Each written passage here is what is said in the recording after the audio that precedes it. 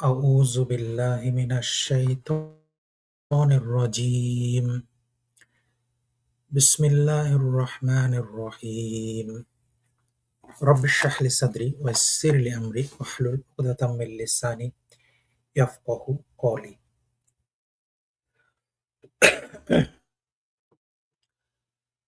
মহান আল্লাহর নামে আজকের লাইভ স্ট্রিম শুরু করছি ইনশাআল্লাহ। আজকের লাইভ স্ট্রিমে বরাবরের মতোই আমাদের স্ট্রিমগুলোর যে মূল উদ্দেশ্য সেটি হচ্ছে আল্লাহর সন্তুষ্টির জন্য, আল্লাহর সন্তুষ্টি লাভের উদ্দেশ্যে সকল মানুষের কাছে ইসলামের দাওয়াত পৌঁছে দেয়া। সেই উদ্দেশ্যেই আজকের লাইভ স্ট্রিমটি শুরু করছি। তো ইসলামের দাওয়াত পৌঁছাতে হলে আমাদেরকে মহান আল্লাহ রাব্বুল আলামিনের কথা দিয়েই শুরু করতে হবে। কারণ তিনি আমাদের সৃষ্টিকর্তা, তিনি আমাদেরকে এই পৃথিবীতে পাঠিয়েছেন এবং আমরা বিশ্বাস করি যে তিনি যে আমাদেরকে পৃথিবীতে পাঠিয়েছেন অবশ্যই সেটা বিনা কারণে নয়। আল্লাহ তাআলা কোনো কিছুই কোনো কারণ ছাড়া করেন না। তার প্রত্যেকটি কাজের পিছনে একটি উদ্দেশ্য রয়েছে। আমাদের এই পৃথিবীতে আসার উদ্দেশ্য হলো মহান আল্লাহ রাব্বুল আলামিনের উপাসনা করা, তার ইবাদত করা। এবং সেই উদ্দেশ্যেই আজকের লাইভ স্ট্রিমটি আমরা করব ইনশাআল্লাহ। পবিত্র মাহে রমজান মাস চলে আসছে একেবারেই নিকটে এবং এই মাহে রমজান মাসটি হচ্ছে বিশেষ একটি মাস, যেই মাসে আমরা আমাদেরকে তৈরি করব সারা বছরের জন্য আল্লাহর ইবাদতের জন্য। এখানে আমাদেরকে মনে রাখতে হবে যে আমরা যখন বলি যে আমরা আল্লাহর ইবাদত করি, তখন আমরা আসলে কি বুঝাতে চাই? কারণ আমরা বলি যে আমরা আল্লাহর উপরে বিশ্বাস এনেছি। এখন এই বিশ্বাস আনার অর্থটা কি? কারণ এই বিশ্বাস আনার অর্থ কি কেবলই আল্লাহর অস্তিত্বে বিশ্বাস করা? কারণ আমরা জানি শয়তানও কিন্তু আল্লাহর অস্তিত্ব সম্পর্কে ওয়াকিবহাল। শয়তানও আল্লাহর অস্তিত্ব সম্বন্ধে জানে। কিন্তু তারপরেও সে কিন্তু বিতাড়িত হয়েছে। সে কিন্তু কাফের। অর্থাৎ আল্লাহর অস্তিত্ব সম্পর্কে জানাটাই যথেষ্ট নয়। বরং আল্লাহর সবকিছুকে মেনে নেয়া, আল্লাহর আদেশ নিষেধ এবং আল্লাহ আমাদেরকে জীবন বিধান দিয়েছেন, এই সবকিছুকেই মেনে নেয়ার নামই হচ্ছে ইসলাম। এবং যে ইসলামকে অনুসরণ করে সেই হচ্ছে প্রকৃত মুসলিম। আল্লাহর কথাকে মানা, এই মানা বলতে আমরা কি বুঝি? আল্লাহর কথাকে মানার অর্থ এটাই যে আমাদের সামগ্রিক জীবনে আমরা যা করি এই সবকিছুর ব্যাপারে আল্লাহ তাআলার আদেশ নিষেধকে মেনে চলা। আমরা এটা বলতে পারবো না যে আমরা আল্লাহর আদেশের কিছুটা মানি আর কিছুটা মানি না। যদি এটা হয় তাহলে সেটা হবে একান্তই আমাদের নাফসের গোলামি। অর্থাৎ আমি যা মানতে চাই তাই আমি মানি। আর আমি যা মানতে চাই না তা আমি মানি না। কিন্তু এটা কিন্তু ইসলাম নয়। ইসলাম অর্থ আত্মসমর্পণ। অর্থাৎ আল্লাহর কথা সবকিছুই মানতে হবে। এবং সেটাই হচ্ছে ইসলাম। আর এই রমজান মাসটা হচ্ছে সেই মাস যে মাসে আমরা এই আত্মসমর্পণের জন্য বিশেষভাবে আমরা প্রশিক্ষণ গ্রহণ করি। সুতরাং এই রমজানকে আমাদেরকে সেইভাবে সাজাতে হবে। তাহলে আজকে আমরা আমাদের মূল টপিকে চলে আসি। আমরা আলোচনা করছিলাম যে স্রষ্টার বৈশিষ্ট্য কি হবে এবং সেখান থেকে আমরা চলে এসেছি মহান আল্লাহ রাব্বুল আলামিনের সিফাত বা আল্লাহর গুণবাচক যে নামগুলি, সেই নামগুলি নিয়ে আমরা আলোচনা করছিলাম।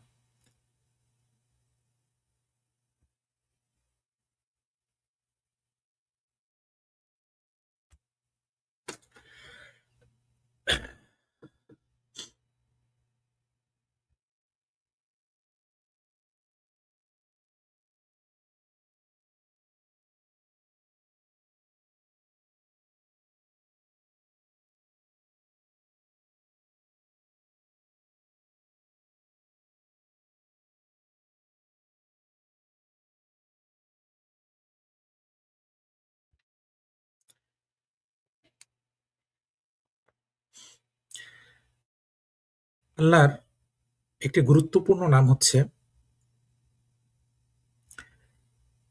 আল হাকাম, আল আদল।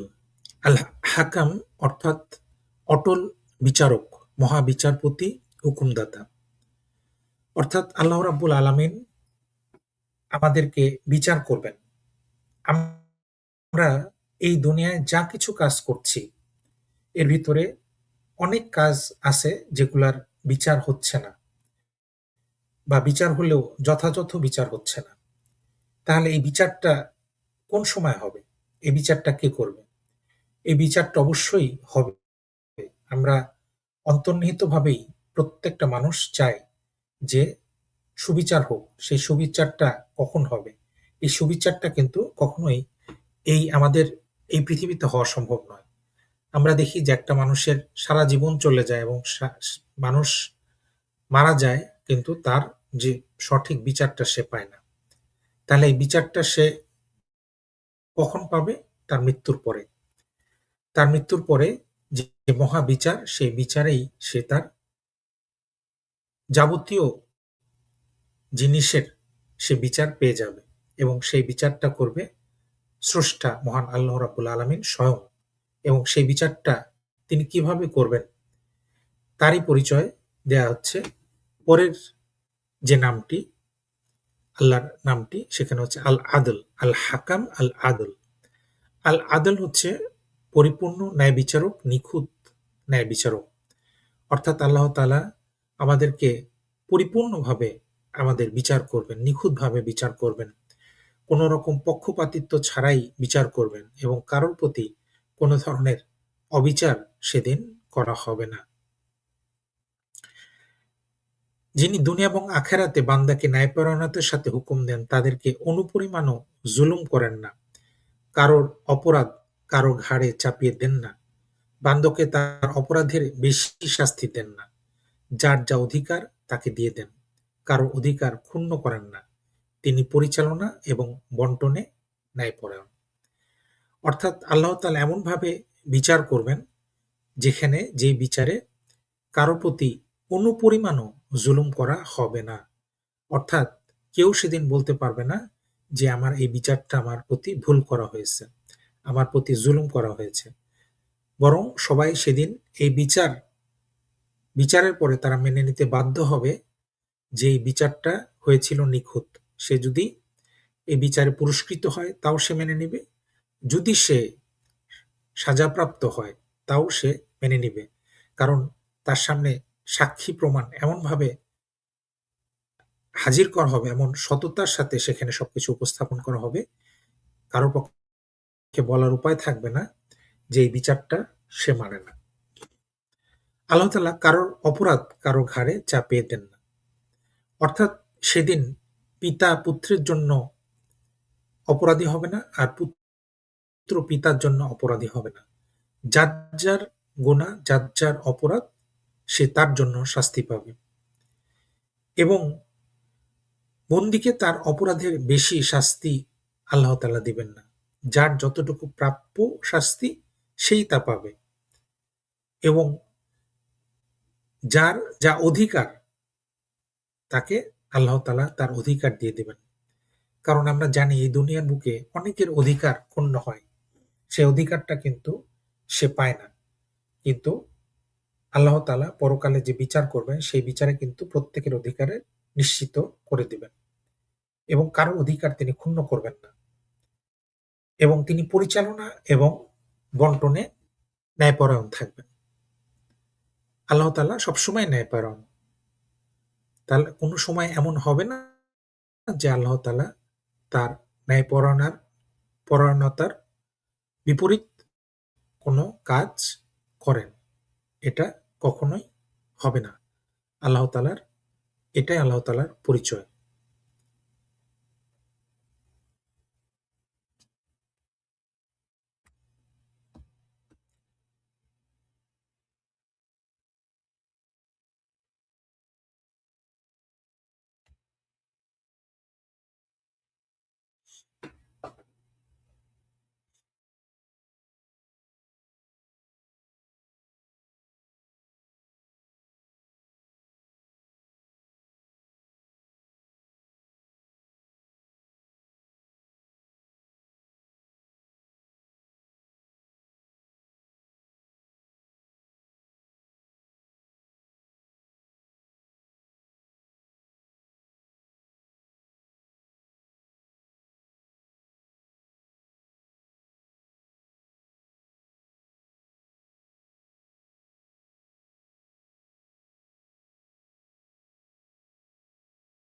আল্লাহ রাব্বুল আলামিন এর আরেকটি নাম হলো আল হালিম।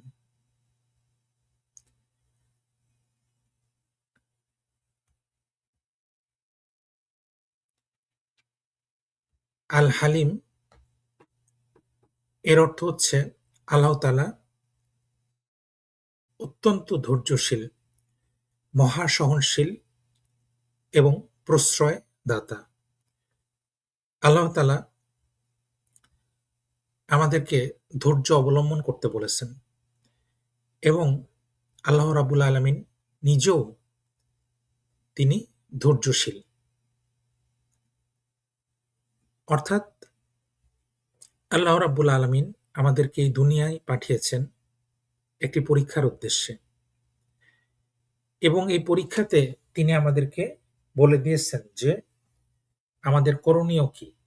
আমাদেরকে শিখিয়ে দিয়েছেন, আমাদেরকে পথপ্রদর্শক পাঠিয়েছেন, আমাদের জন্য শিক্ষক পাঠিয়েছেন এবং আমাদেরকে ভালো-মন্দের জ্ঞান দিয়েছেন অন্তর্নিহিতভাবে। এবং এরপরেও কিন্তু মানুষ প্রতিনিয়ত ভুল করে, প্রতিনিয়ত আল্লাহর অবাধ্য হয়। কিন্তু আল্লাহ তাআলা কি করেন? আল্লাহ তাআলা তার ধৈর্যশীলতার গুণে আল্লাহ তাআলা গুণান্বিত। তিনি আমাদেরকে সাথে, সাথে তিনি ধরেন না। তিনি আমাদেরকে সাথে, সাথে শাস্তি দেন না। বরং আমাদেরকে তিনি সুযোগ দেন।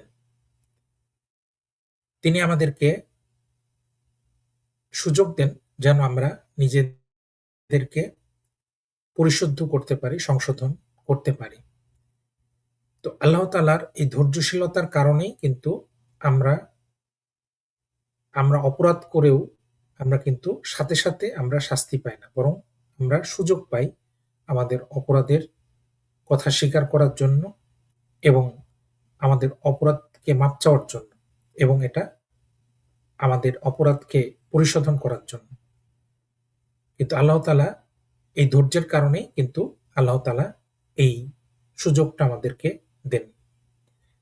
এবং সহনশীলতা আল্লাহ তাআলা সহনশীল। তিনি যদি সহনশীল না হতেন তাহলে আমরা বিন্দুমাত্র সুযোগ পেতাম না। আমরা যখনই কোনো অন্যায় করতাম, অপরাধ করতাম, সাথে, সাথে আল্লাহ তাআলা আমাদেরকে পাকড়াও করতেন।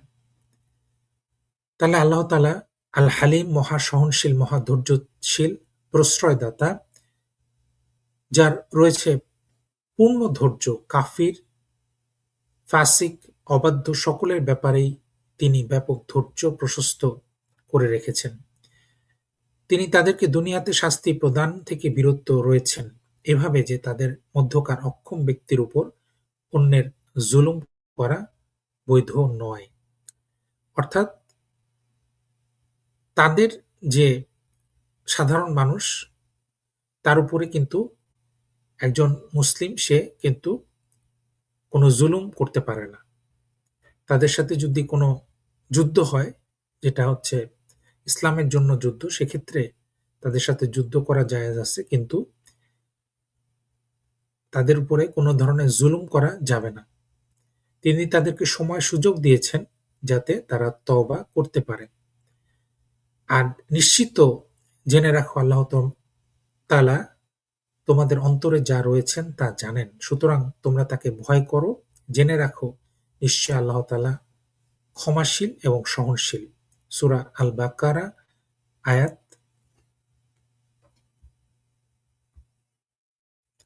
235। তাহলে এই নামের মাধ্যমে আল্লাহ তাআলার আরেকটি গুণ আমরা জানতে পারলাম, সেটা হচ্ছে আল্লাহ তাআলা আল হালিম, অর্থাৎ আল্লাহ তাআলা মহা ধৈর্যশীল, মহা সহনশীল। আল্লাহ তাআলা কিন্তু আমাদের অপরাধগুলা দেখে, গুনাহগুলা দেখার পরেও আল্লাহ তাআলা আমাদেরকে কিন্তু সাথে সাথে পাকড়াও করছেন না। যদি আল্লাহ তাআলা আমাদের সাথে সাথে পাকড়াও করতেন তাহলে কিন্তু এই দুনিয়াটা পরীক্ষার জায়গা থাকতো না। তাহলে কেউ কোনো অন্যায় করতে পারত না। কিন্তু আল্লাহ তাআলা এই ভালো এবং খারাপ এই ২ টাই আমাদের মধ্যে রেখেছেন, যাতে আমরা যেকোনো একটাকে আমরা নিজেরাই নিজেদের স্বাধীন ইচ্ছাশক্তি অনুযায়ী আমরা গ্রহণ করতে পারি। এবং আল্লাহ তাআলা আমাদেরকে সময়ও দেন, সংশোধনের সময়ও দেন। আমাদেরকে মৃত্যু পর্যন্ত কিন্তু এই সংশোধনের সময় থাকে, যাতে আমরা নিজেদেরকে সংশোধন করতে পারি। আমরা অতীতে যে ভুলগুলো করেছি, সেই ভুলগুলো থেকে মাপ চেয়ে আল্লাহ তাআলার দিকে আমরা ফিরে যেতে পারি।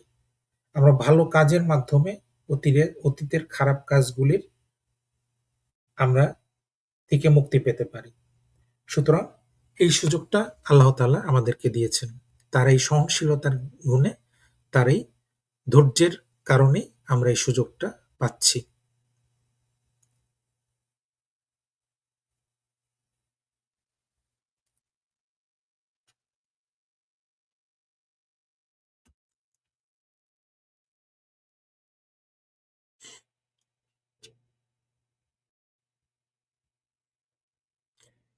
আল্লাহ তাআলার আরেকটি গুণবাচক নাম হচ্ছে আশ-শাকুর, গুণগ্রাহী, সুবিবেচক। The one who gives a lot of reward for a little obedience. আল্লাহ তাআলা আমাদের সামান্য আ সামান্য obedience এর জন্য, বা সামান্য আল্লাহ তাআলার সামান্য কথা শোনার কারণে আল্লাহ তাআলা আমাদেরকে অনেক মূল্যবান পুরস্কার দিবেন। এটা হচ্ছে আল্লাহ তাআলার আরেকটি গুণ। আল্লাহ তাআলার এই পুরস্কারটি এত বিশাল, যে পুরস্কারটি পাওয়ার মতো যোগ্য কিন্তু আমরা নই। কারণ আমাদের যে আনুগত্য আল্লাহ তাআলার প্রতি, সে আনুগত্যটা অত্যন্ত সামান্য। এই আনুগত্যটা আমরা কিন্তু সবসময় প্রকাশ করতে পারি না। শুধুমাত্র আমরা হয়তো দিনে ৫ বার নামাজ পড়ি, কিন্তু নামাজ এর ভিতরেও আমরা সঠিকভাবে আল্লাহর আনুগত্য প্রকাশ করতে পারি না। বা আল্লাহর আনুগত্য যেভাবে প্রকাশ করা উচিত সেভাবে প্রকাশ করার মতো আমাদের সামর্থ্য নেই। কিন্তু তারপরও আমরা যে সামান্য আনুগত্য আল্লাহ তাআলার প্রতি দেখাই, সে আনুগত্যের বিনিময়ে আল্লাহ তাআলা আমাদেরকে অনেক বিশাল, অনেক বড় পুরস্কার আল্লাহ তাআলা দেয়ার ক্ষমতা রাখেন। সেটাই হচ্ছে আল্লাহ তাআলার একটি অসাধারণ গুণ, যেটি বলা হচ্ছে আশ-শাকুর, গুণগ্রাহী, সুবিবেচক। তিনি বান্দার ইখলাসের সাথে স্বল্প আমলেরও পুরস্কার দান করেন। বান্দার অনেক দোষ ত্রুটি এবং গুনাহ ক্ষমা করে দেন। কেউ উত্তম রূপে সৎ কাজ করলে তিনি তার কাজের প্রতিদান বিনষ্ট করেন না, বরং তিনি বহু গুণে অগণিতভাবে তার আমলের প্রতিদান বৃদ্ধি করে দেন। তাহলে আল্লাহ তাআলা আমাদের এই যে সামান্য আনুগত্য, এটার অনেক বড় প্রতিদান আল্লাহ তাআলা দিবেন। এবং আল্লাহ তাআলা এই আনুগত্যের মাঝে যে আমরা হাজারো ভুল ত্রুটি করে, হাজার অপরাধ করি, সে অপরাধগুলো আল্লাহ তাআলা ক্ষমা করে দিতে পারেন। এবং আল্লাহ তাআলার কাছে আন্তরিকভাবে যদি কোনো মানুষ ক্ষমা চায়, তওবা করে, আল্লাহ তাআলা সেই তওবাটা আল্লাহ তাআলা কবুল করেন। এটা আল্লাহ তাআলার একটি মহৎ গুণ। এজন্য বলা হচ্ছে আশ-শাকুর। এটি আল্লাহ তাআলার একটি মহৎ গুণ। তিনি সুবিবেচক, গুণগ্রাহী। তিনি স্বল্প আনুগত্যের বিনিময়ে অনেক বড় বিনিময় তিনি আমাদেরকে দান করেন। তিনি আমাদের সামান্য আমলের জন্য তিনি আমাদেরকে অগণিতভাবে তার প্রতিদান দিবেন ইনশাআল্লাহ। এবং এটাই আল্লাহ তাআলার গুণ। এবং আল্লাহ তাআলা দেয়ার ক্ষেত্রে কিন্তু তিনি অনেক বেশি বাড়িয়ে দেন।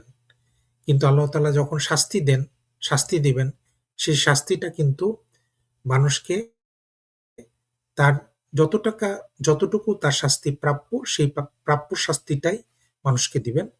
তার অতিরিক্ত শাস্তি মানুষকে দিবেন না। এটাও আল্লাহ রাব্বুল আলামিনের একটি রহমত।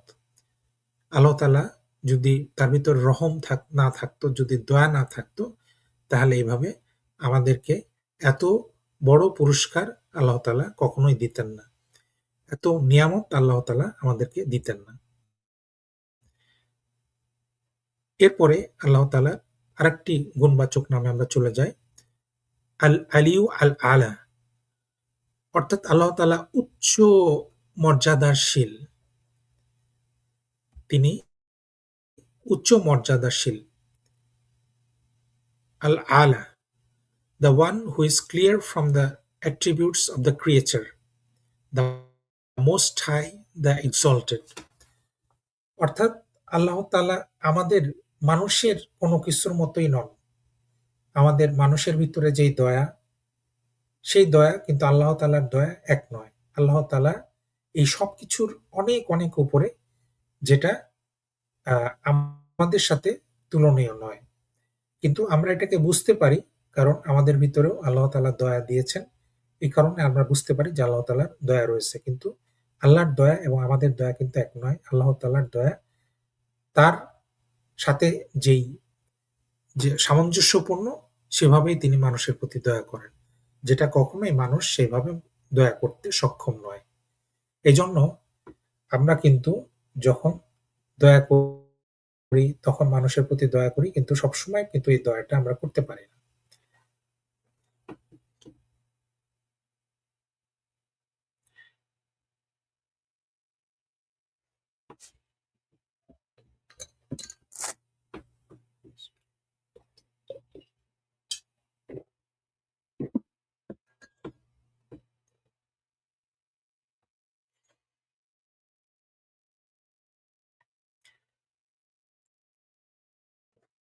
সৃষ্টির কারোর গুণের সাথে তার সুউচ্চ মর্যাদা এবং বড়ত্বের তুলনা করা যায় না। অর্থাৎ আমরা আমাদের যে গুণগুলি আছে, সেই গুণগুলির সাথে কিন্তু আল্লাহর যে গুণ, সেই গুণের তুলনা করা যায় না। কারণ তিনি হচ্ছেন আলা, তিনি আমাদের চাইতে অনেক উপরে, তিনি সবার উপরে। সুতরাং আমাদের গুণ এবং তার গুণ এক নয়। সমস্ত সৃষ্টি তার কোনো একটি গুণের সামান্য কোনো একটু দিকও বেষ্টন করতে সক্ষম হবে না। এর সপক্ষে আমরা কোরআনে দেখতে পাই, সূরা তহা আয়াত ১১০ এ আল্লাহ তাআলা বলছেন, তারা অর্থাৎ সৃষ্টিকুল জ্ঞান দিয়ে তাকে বেষ্টন করতে পারবে না। তাহলে আমরা আল্লাহর আরেকটি নাম পেয়ে গেলাম, আল আলিয়ু আল আলা। এরপরে আল্লাহর আরেকটি গুণবাচক নাম আল হাফিজ আল মুকিত।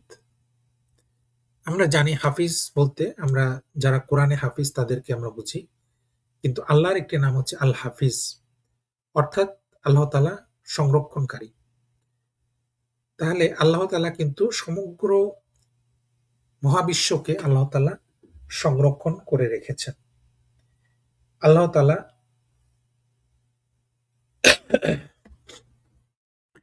কোরআন মজিদের সংরক্ষণকারী, এবং আল্লাহ তাআলা এই যে কোরআনে হাফেজ, তাদের মাধ্যমেই কিন্তু কোরআন মজিদকে সংরক্ষণ করছেন। সুতরাং যারা কোরআনে হাফেজ হচ্ছে তাদেরকে আমরা হাফিজ বলছি বা হুফাজ। আর যিনি আল্লাহ, তিনি এই সকল কিছুর সংরক্ষণ, তিনি হচ্ছেন আল হাফিজ আল মুকিত, সকল জীবনোপকরণ দানকারী, সংরক্ষণকারী, লালন পালনকারী। আর আল্লাহ প্রতিটি বিষয়ের উপরে সংরক্ষণকারী। আল্লাহ আল্লাহ সবকিছু সংরক্ষণকারী।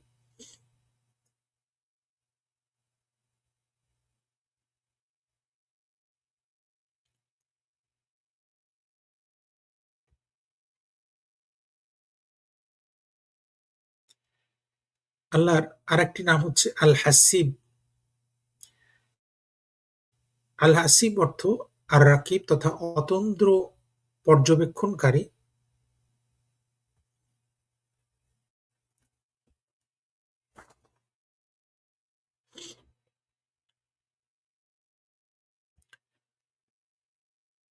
বান্দার কর্মানুসারে তার ন্যায় বিচার এবং দয়ায় তাদের যাবতীয় কাজের হিসেব গ্রহণকারী। আল্লাহ তাআলা সবকিছুর হিসেব গ্রহণ করবেন। অর্থাৎ আমরা যা কাজ করতেছি এই প্রত্যেকটি কাজের কিন্তু হিসাব হবে। তাহলে আল্লাহ এই নামটি হচ্ছে আল হাসিব। আবার আল হাসিবের আরেকটি অর্থ হলো আল কাফি তথা যথেষ্ট। তিনি বান্দার দুঃখ কষ্ট চিন্তা ভাবনা সব অবস্থায় তাদের জন্য তিনি যথেষ্ট। এর চেয়েও বিশেষ অর্থ হচ্ছে তিনি তার উপরে তাওয়াক্কুলকারীদের জন্য যথেষ্ট। আল্লাহ তাআলার উপরে যারা তাওয়াক্কুল করে, আল্লাহ তাআলার উপরে যারা ভরসা করে তাদের জন্য তিনি যথেষ্ট। আর যারা ভরসা না করে তাদের জন্যও তিনি যথেষ্ট। কারণ কেউই আল্লাহ তাআলার ক্ষমতার বাইরে যেতে পারে না।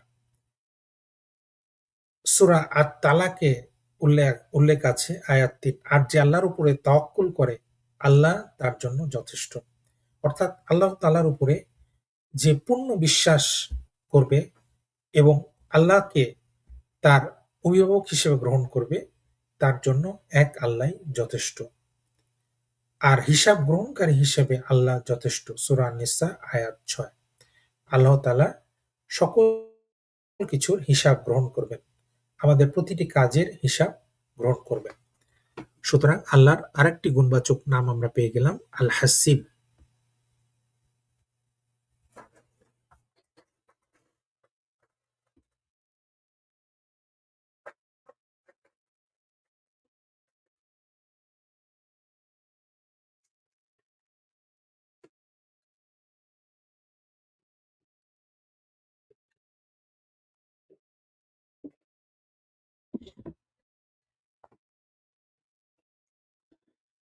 আল্লাহর গুণবাচক আরো কয়েকটি নাম আর রাকিব, আল মুজিব, আল ওয়াসি, আল ওয়াকিল। আর রাকিব অর্থাৎ তত্ত্বাবধায়ক। আল্লাহ তাআলা সকল জিনিসের উপরে আল্লাহ তাআলা তত্ত্বাবধায়ক। আল্লাহ তাআলা সবকিছু পরিচালনা করছেন, তত্ত্বাবধান করছেন। এই প্রকৃতিতে যা কিছু হচ্ছে, সূর্য তার তার মতো করে আলো দিচ্ছে, পৃথিবী তার মতো করে সে তার কক্ষপথে ঘুরছে। এই যে সবকিছু নিয়ম মাফিক হচ্ছে, এই সবকিছু তত্ত্বাবধান করছেন আল্লাহ তাআলা। আল্লাহ তাআলা আল মুজিব অর্থাৎ তিনি জবাব দানকারী, সাড়া দানকারী, উত্তরদাতা, দোয়া কবুলকারী। আমরা যখন আল্লাহর সাহায্য চাই, আল্লাহ তাআলা কিন্তু সাহায্য দেন। এবং আল্লাহ তাআলার কাছে যখন আমরা দোয়া করি, আল্লাহ তাআলা দোয়া কবুল করেন। তাহলে এই নামটি হচ্ছে আল মুজিব। আল ওয়াসি তিনি সর্বব্যাপী, অসীম, ব্যাপক। আল্লাহ তাআলা তার নলেজ সর্বব্যাপী, আল্লাহ তাআলা তার ক্ষমতা সর্বব্যাপী। আল ওয়াকিল আল্লাহ তাআলা পরম নির্ভরযোগ্য কর্ম সম্পাদনকারী, তত্ত্বাবধায়ক, সহায় প্রদানকারী, আস্থাভাজন উকিল। অর্থাৎ আমরা যখন একজন উকিল নিয়োগ করি, সে উকিল কিন্তু আমাদের পক্ষ হয়ে আদালতে তারা তাদের কেসটা প্রেজেন্ট করে। তো আমরা যখন আল্লাহ তাআলাকে আমাদের উকিল হিসেবে গ্রহণ করব, তখন আল্লাহ তাআলাই কিন্তু আমাদের হয়ে তিনি আমাদের তত্ত্বাবধায়কের ভূমিকা পালন করবেন। তো এটা হচ্ছে আল্লাহ তাআলার আরেকটি গুণবাচক নাম।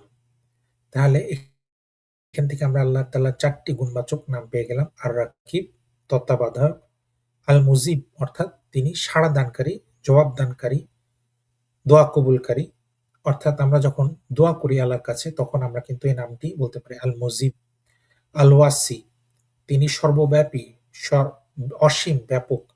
আল্লাহ তাআলার জ্ঞান, আল্লাহ তাআলার ক্ষমতা সবকিছু সর্বব্যাপী বিরাজমান। আল ওয়াকিল, তিনি পরম নির্ভরযোগ্য, কর্ম সম্পাদনকারী, তত্ত্বাবধায়ক, সহায় প্রদানকারী, আস্থাভাজন উকিল। আল্লাহ তাআলা কিন্তু মানুষের উকিল। তিনি সেই পরম নির্ভরযোগ্য একজন আল ওয়াকিল। তিনি সকল কিছুর তত্ত্বাবধায়ক। তিনি সহায় প্রদানকারী। আল্লাহ তাআলার এই গুণগুলি শুধু মুসলিম না, মুসলিম, অমুসলিম প্রতিটি মানুষের ক্ষেত্রে এই নামগুলি প্রযোজ্য। আল্লাহ তাআলার এই নামগুলি সবার জন্য সর্বব্যাপী। আল্লাহ তাআলা সকলকে তত্ত্বাবধান করছেন। কিন্তু মানুষ তার স্বাধীন ইচ্ছাশক্তি অনুযায়ী কেউ আল্লাহ তাআলাকে মানে, কেউ আল্লাহ তাআলাকে মানে না।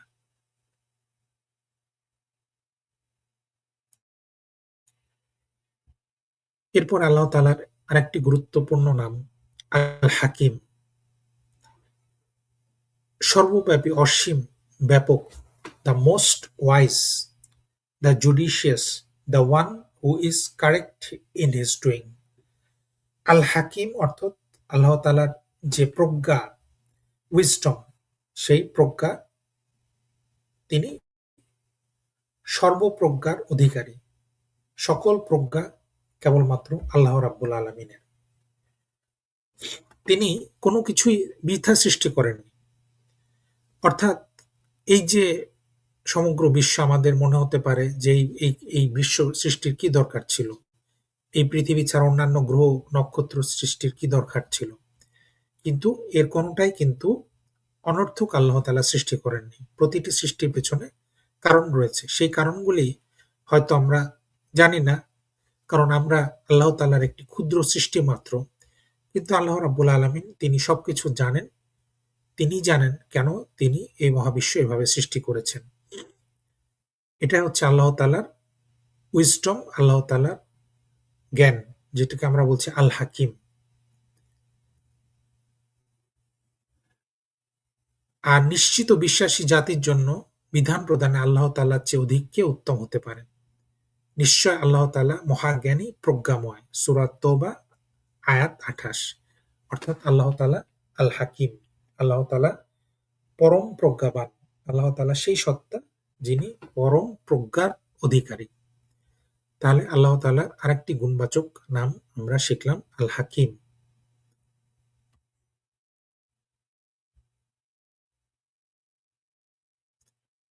আল্লাহ তাআলার আরেকটি গুরুত্বপূর্ণ নাম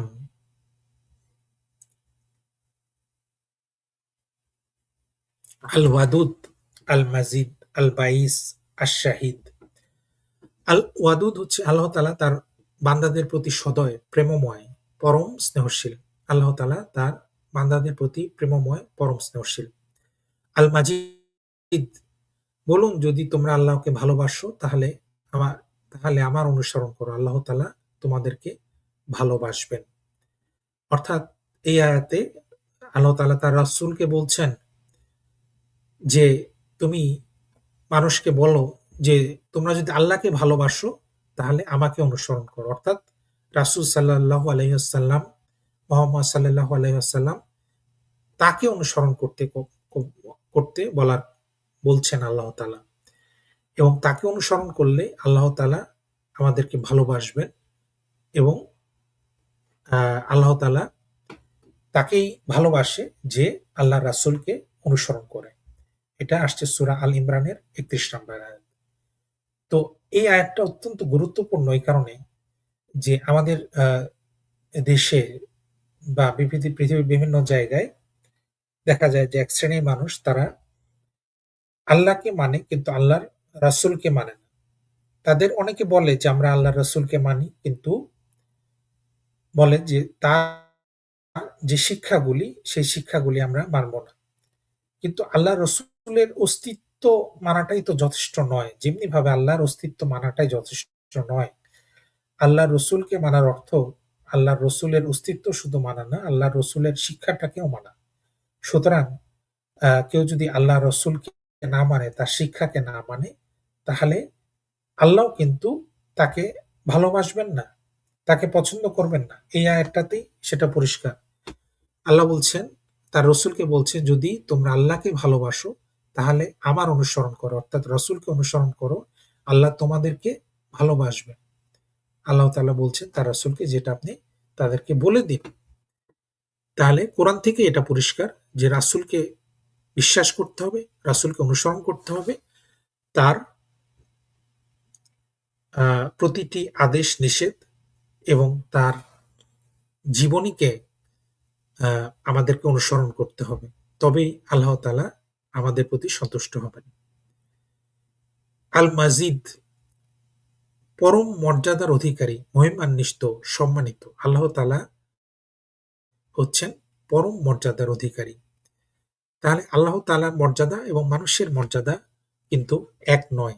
আল্লাহ তাআলা সেই সত্তা যিনি পরম মর্যাদার অধিকারী। সুতরাং মানুষ হিসেবে আমাদের ভিতরে যেই আ যে যেই যেই ত্রুটিগুলো রয়েছে, বা বলা যায় যে আমরা যেই জিনিসগুলোর উপরে নির্ভরশীলতা রয়েছে, সে ধরনের নির্ভরশীলতা থেকে আল্লাহ তাআলা সম্পূর্ণ মুক্ত। আমরা কিন্তু প্রতিনিয়তই নির্ভরশীল। আমরা আমাদের জন্মের জন্য আমাদের পিতামাতার উপরে নির্ভরশীল। আমরা যখন শিশু ছিলাম, আমরা আমাদের মা যদি আমাদেরকে খাইয়ে না দিত, তাহলে আমরা খেতে পারতাম না। আমাদের সবকিছুর জন্য, পরিচর্যার জন্য মানুষকে লাগতো। আমাদের শিক্ষার জন্য আমাদের শিক্ষক জরুরি। আমাদের পরিবারের জন্য আমাদের স্ত্রী, সন্তান জরুরি। তো এই ধরনের সকল আ নির্ভরশীলতা থেকে আল্লাহ তাআলা মুক্ত। তিনি হচ্ছেন পরম মর্যাদার অধিকারী। তিনি মহিমান্বিত, সম্মানিত। সুতরাং যে সকল মানুষ দাবি করে যে আল্লাহ তাআলার পুত্র রয়েছে, তারা এটা ভুল করে। কারণ আল্লাহ তাআলা আমাদের মত নন। আল্লাহ তাআলার এই ধরনের কোনো আ প্রয়োজন নেই যে তার সন্তান প্রয়োজন। এই প্রয়োজনটা মানুষের। এই নির্ভরশীলতাটা মানুষের। এটা আল্লাহর জন্য প্রযোজ্য নয়। আল্লাহ তাআলা আল বাইস, আল্লাহ তাআলা পুনরুজ্জীবিতকারী। আল্লাহ তাআলা আমাদেরকে পুনর্জীবন দান করবেন। আমরা একসময় আমাদের অস্তিত্ব ছিল না। এরপরে মায়ের পেটে আল্লাহ তাআলা আমাদেরকে অস্তিত্বে নিয়ে আসলেন এবং আল্লাহ তাআলা আমাদেরকে মায়ের পেট থেকে পৃথিবীতে এনে আমাদেরকে একজন মানুষ হিসেবে, স্বাধীন মানুষ হিসেবে আমাদেরকে চলাফেরা করার তৌফিক দান করলেন। তাহলে তিনি একবার আমাদেরকে জীবন দান করেছেন। আবার আমরা মৃত্যুবরণ করব এবং আবারও আল্লাহ তাআলা আমাদেরকে জীবন দান করবেন এবং সেই সক্ষমতা আল্লাহ তাআলারই রয়েছে। তাহলে এই নামটি হচ্ছে আল বাইস, আল্লাহ তাআলা পুনরুজ্জীবিতকারী। আশ-শাহিদ, অর্থাৎ সর্বজ্ঞ, সাক্ষী, প্রত্যক্ষদর্শী। আল্লাহ তাআলা প্রত্যক্ষদর্শী। আল্লাহ তাআলা কিন্তু সবকিছু দেখেন, সবকিছু জানেন এবং আল্লাহ তাআলা সবকিছু সাক্ষ্য দিবেন যে তোমরা এই কাজগুলি করেছো বা এই কাজগুলি করেননি, যে আল্লাহ তাআলা সবকিছুর সাক্ষ্য দিবেন। এবং সর্বজ্ঞ সাক্ষী, যিনি যেহেতু সব জানেন, তিনি একমাত্র সেই সত্তা যিনি সবকিছুর সাক্ষ্য দিতে পারবেন।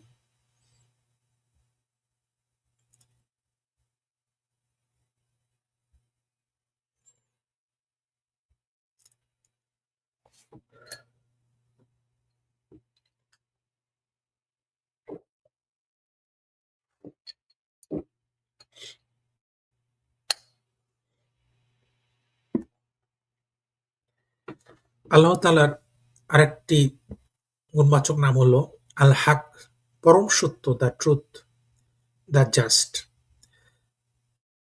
আল্লাহ তাআলা হচ্ছে পরম সত্য। আল্লাহ তাআলাই সত্য, একমাত্র সত্য আল্লাহ তাআলা। অর্থাৎ আমাদের ভেতরে আমরা কিন্তু কখনো আমরা মিথ্যা কথা বলি, আমরা কখনো অভিনয় করি, মিথ্যা অভিনয় করি।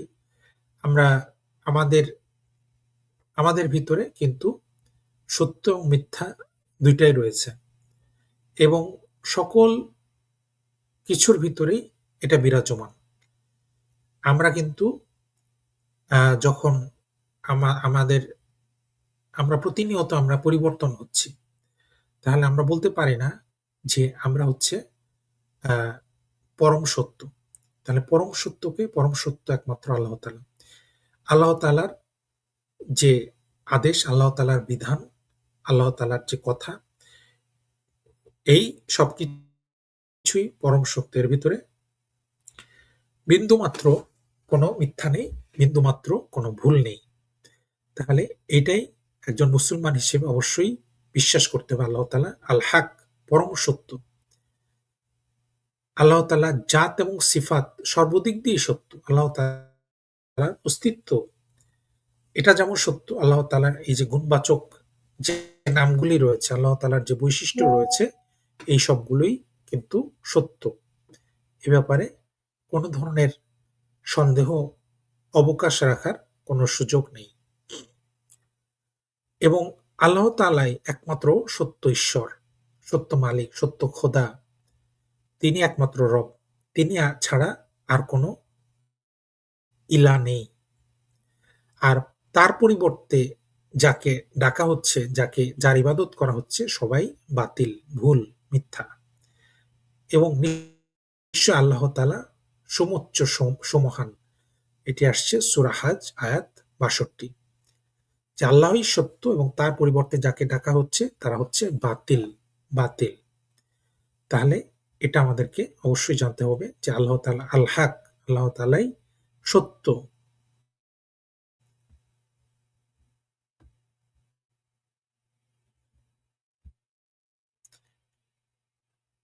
আল্লাহ তাআলার আরো কয়েকটি গুণবাচক নাম।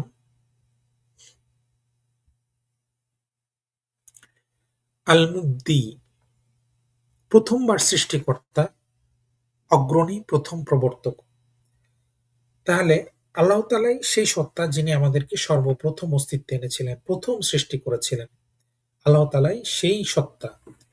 তাহলে যদি কোনো স্রষ্টাকে বলা হয় যে তিনি মানুষ বা তিনি পাথর বা তিনি একটি মূর্তি, সে কখনোই সেই প্রথম স্রষ্টা হতে পারেন না।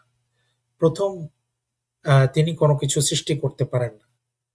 কারণ প্রথম যখন সৃষ্টি হয়েছে তারপরেই কিন্তু এই মানুষ বা এই অন্যান্য যেই সৃষ্টিগুলো এগুলো সৃষ্টি হয়েছে। তাহলে প্রথম সৃষ্টিকর্তা তিনিই হবেন যিনি এই প্রথম সৃষ্টির আগের থেকেই তিনি অস্তিত্বে ছিলেন। তাহলে আল্লাহ তাআলাই হচ্ছে সেই একমাত্র সত্তা যিনি প্রথমবার সৃষ্টি করেছিলেন। এরপরে আরেকটি নাম হচ্ছে আল মুঈদ। আল মুঈদ অর্থ আল এরপরের নামটি হচ্ছে আল মুহয়ি, জীবন দানকারী। আল্লাহ তাআলা হচ্ছে আল মুহয়ি অর্থাৎ জীবন দানকারী। আল্লাহ তাআলা জীবন দেন। আল মুমিত, মৃত্যু দানকারী। আল্লাহ তাআলাই জীবন দেন, আল্লাহ তাআলাই মৃত্যু দেন। আল মুবদি, আল্লাহ তাআলা প্রথম প্রবর্তক, প্রথম সৃষ্টিকর্তা। আল মুহয়ি, আল্লাহ তাআলা জীবন দানকারী। আল মুমিত, আল্লাহ তাআলা মৃত্যু দানকারী। তাহলে আল্লাহ তাআলা আরো কয়েকটি নাম আমরা পেয়ে গেলাম।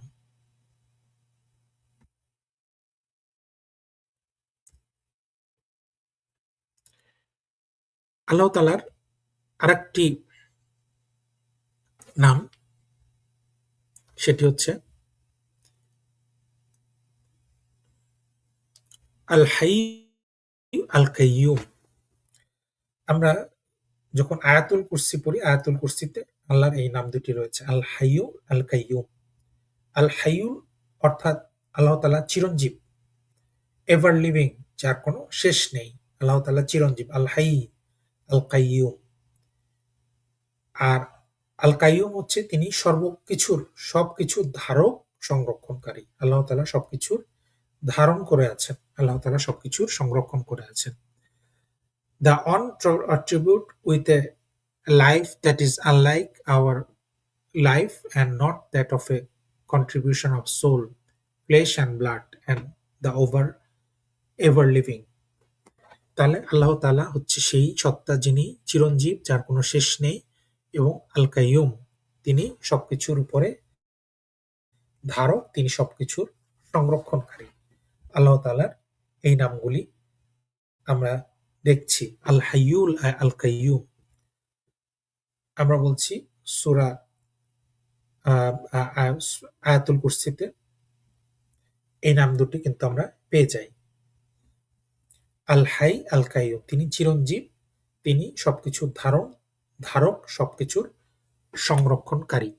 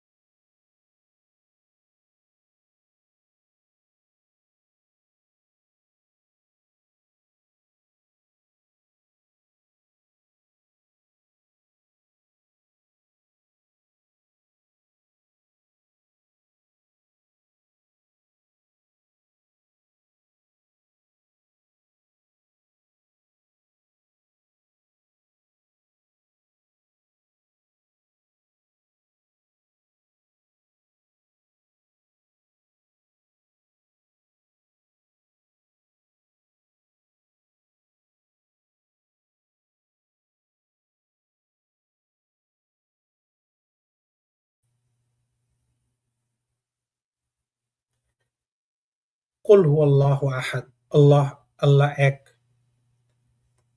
এখানে আল্লাহ এক যখন আমরা বলছি, তখন এই একটা কি একটি সংখ্যা? না, এই একটা একটি সংখ্যা মাত্র নয়। বরং এই একের মাধ্যমে আমরা কি বোঝাতে চাচ্ছি? এই একের মাধ্যমে আমরা কিন্তু কয়েকটা জিনিস সেখানে বলছি। কয়েক স্তরে এটা বলা যায়। আল্লাহ এক এর অর্থ হচ্ছে আল্লাহ তাআলা এক এবং অদ্বিতীয়। আল্লাহ তাআলা সেই সত্তা যিনি ছাড়া আর কোনো ইলা নেই, যিনি ছাড়া আর কোনো গড নেই, কোনো ঈশ্বর নেই, আর কেউ নেই। শুধুমাত্র তিনি একজন। তিনি এক এবং অদ্বিতীয়। তিনি আল্লাহ। তার কোনো শরিক নেই। দ্বিতীয় কোনো ঈশ্বর নেই, দ্বিতীয় কোনো গড নেই, কোনো গডেস নেই, কোনো এটার প্লুরাল নেই এবং এটার কোনো জেন্ডার নেই। তিনি এক। আর তিনি এক এবং অদ্বিতীয় এর অর্থ হচ্ছে আল্লাহ তাআলার মতো আর কেউ নেই। আল্লাহ তাআলা তিনি তার মতো কোনো সৃষ্টি আল্লাহ তাআলার মতো নয়। আল্লাহ তাআলা এক এবং অদ্বিতীয়। এবং এক বলতে আমরা আরো বুঝাচ্ছি যে আল্লাহ তাআলা তিনি তার কোনো অংশ নেই। ওয়ান অ্যান্ড ইনডিভিজিবল, তার কোনো অংশ নেই। তিনি একক, তার কোনো অংশ নেই। তাহলে আমরা বুঝলাম যে আল্লাহ তাআলা তিনি ছাড়া কোনো ইলা নেই, তার মতো আর কেউ নেই। কোনো সৃষ্টি তার মতো নয়, আর কেউই তার মতো নয়। আর তার কোনো অংশ নেই, তার কোনো শরিক নেই। তিনি এক এবং অদ্বিতীয় এবং তাকে ভাগ করা বা বিভাজন করা সম্ভব নয়। তিনি এক এবং অদ্বিতীয়। তাহলে আল্লাহ তাআলার একত্ববাদ, এই বিশ্বাসের উপর, এটা ইসলামের মূল বিশ্বাস এবং এই বিশ্বাসের উপরেই কিন্তু ঈমান আনতে হবে। ২ নম্বর হচ্ছে আল্লাহুস সামাদ। আল্লাহ তাআলা কারো মুখাপেক্ষী নন, বরং সবাই সবকিছু, সকল মানুষ, সকল সৃষ্টি তার মুখাপেক্ষী। আল্লাহুস সামাদ। এটি আল্লাহ তাআলার আহ আচ্ছা, আব্দুর রহমান সোয়াদ বলছেন আচ্ছা, লিঙ্ক তো দেয়া আছে, কিন্তু আব্দুর রহমান মনে হয় পায়নি। তারপর আমি আরেকবার দেই লিঙ্কটা।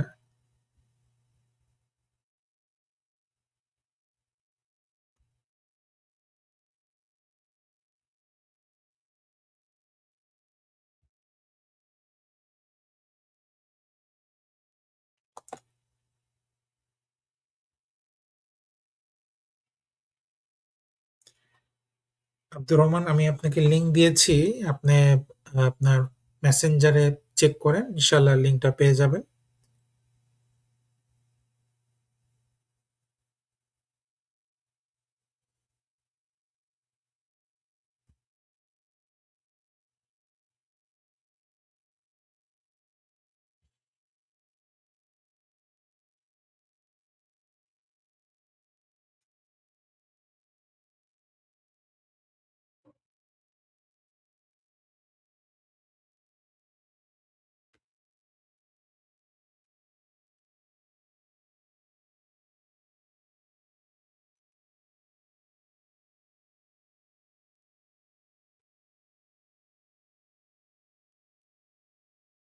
আব্দুর রহমান, একটু জানাবেন যে আপনি লিঙ্কটা পেয়েছেন কিনা।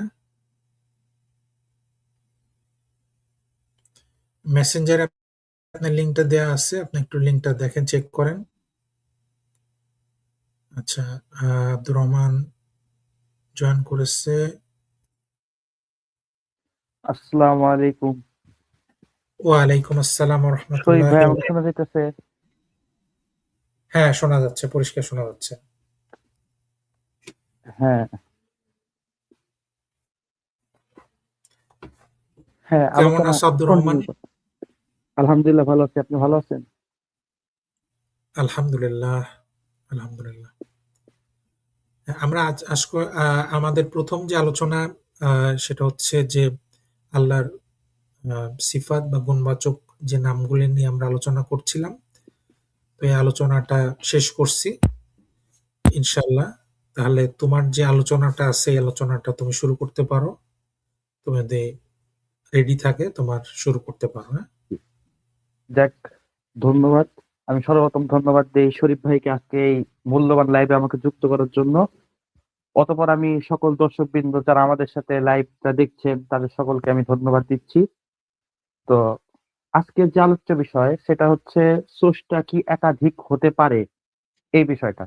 তো এই বিষয়ে আলোচনা করতে হলে আমি প্রথমে কয়েকটা ভাগ ভাগ করে আলোচনা করব। প্রথমত হচ্ছে স্রষ্টা মূলত কয়জন, দ্বিতীয়ত হচ্ছে স্রষ্টা কেন একাধিক মানে ধারণা হয় বা মানুষ কেন স্রষ্টাকে একাধিক বলে, তৃতীয়ত হচ্ছে এই স্রষ্টা একাধিক কেন হতে পারে না, এই বিষয়ে আলোচনা করব।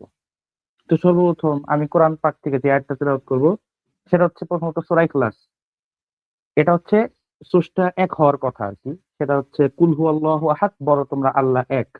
এটা হচ্ছে আমি কোরআন থেকে দলিল দিলাম, এটা হচ্ছে মুসলমানদের দলিল, স্রষ্টা এক এই এর উপরে। এখন আমি খ্রিস্ট ধর্মের বই বাইবেল থেকে আমি রেফারেন্স দিব।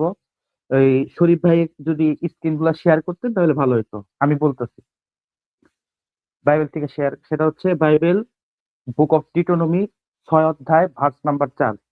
সেখানে মসি বলতেছে যে শুনো হয় ইসরায়েলবাসী, আমাদের ঈশ্বর প্রভু শুধুমাত্র একজন। আরেকটা আছে gospel of mark gospel of mark chapter number 12 এবং ভার্স নাম্বার 29।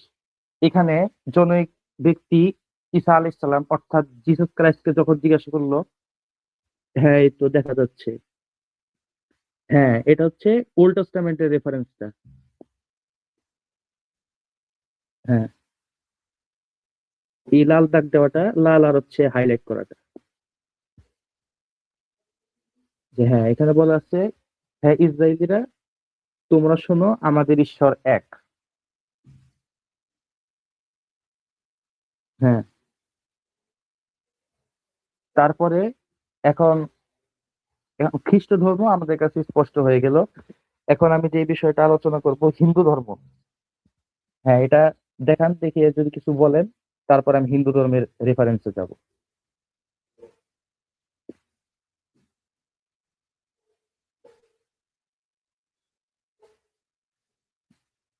আমি দেখা যাচ্ছে এখন স্ক্রিনে। হ্যাঁ দেখা যাচ্ছে, যদিও ছোট কিন্তু তাও দেখা যাচ্ছে। আশা আচ্ছা, করি আমি এটা এতটুকু একটু যথেষ্ট হবে, দর্শকদের জন্য বড় এতটুকু করার যথেষ্ট। চেষ্টা করতেছি।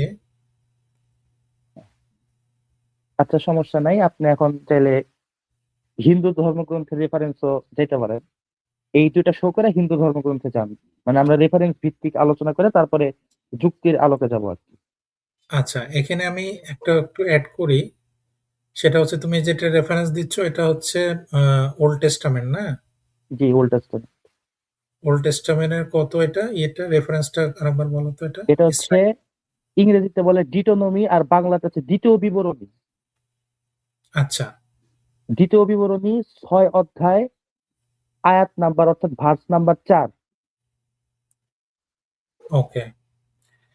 তাহলে এখানে এখানে কিন্তু মানে যে যে গড তিনি বলছেন জি যে ইসরায়েলিরা শোনো তোমাদের ঈশ্বর সদাপ্রভু এক। তাহলে এখানে আমার কথা হচ্ছে এটাই যে এটা কিন্তু আমরা যখন বলি যে আউযু বিল্লাহি মিনাশ শাইতানির রাজিম বিসমিল্লাহির রহমানির রহিম, সূরা ইখলাসের প্রথম আয়াত কুল হুয়াল্লাহু আহাদ, অর্থাৎ আল্লাহ এক। তাহলে এটার সাথে কিন্তু সামঞ্জস্যপূর্ণ ওল্ড টেস্টামেন্টের এই আয়াতটি, যে তোমাদের ঈশ্বর সদাপ্রভু এক। জি কিন্তু খ্রিস্টানদের আমরা যখন বিশ্বাসটা দেখি যে খ্রিস্টানরা বলে যে ঈশ্বর এক, কিন্তু সেই একটা হচ্ছে পিতা, পুত্র এবং পবিত্র আত্মা। কিন্তু এখানে কিন্তু আমি দেখছি যে একের কথাই বলা হয়েছে। তো এটার সাথে তাহলে ঈশ্বর, তাহলে এই একের সাথে এটা আমার প্রশ্ন হচ্ছে যে ওই জিনিসগুলা এই আয়াতের সাথে কেন এড করা হলো না? যে তোমার প্রভু এক, কিন্তু সে আসলে তিনটি সত্তা, পিতা, পুত্র, পবিত্র আত্মা। তারা তিনজন মিলে এক। বা আমরা এরকম কোনো আয়াত আছে কিনা, এটা আমরা ইনশাল্লাহ সওয়াদের কাছ থেকে আমরা পরে আবার যাব। কিন্তু এটা আমার একটা প্রশ্ন থেকে গেল। কারণ আমরা যেটা শুনি যে খ্রিস্টান ধর্মের যে বিশ্বাসের কথা, সেই বিশ্বাসের সাথে তাদের যে কিতাব ওল্ড টেস্টামেন্ট সেটা সামঞ্জস্যপূর্ণ কিনা। আচ্ছা, ধন্যবাদ। তাহলে হ্যাঁ, এরপর এরপরটা আমরা দেখি। আরেকটা আছে নিউ টেস্টামেন্ট জি, থেকে।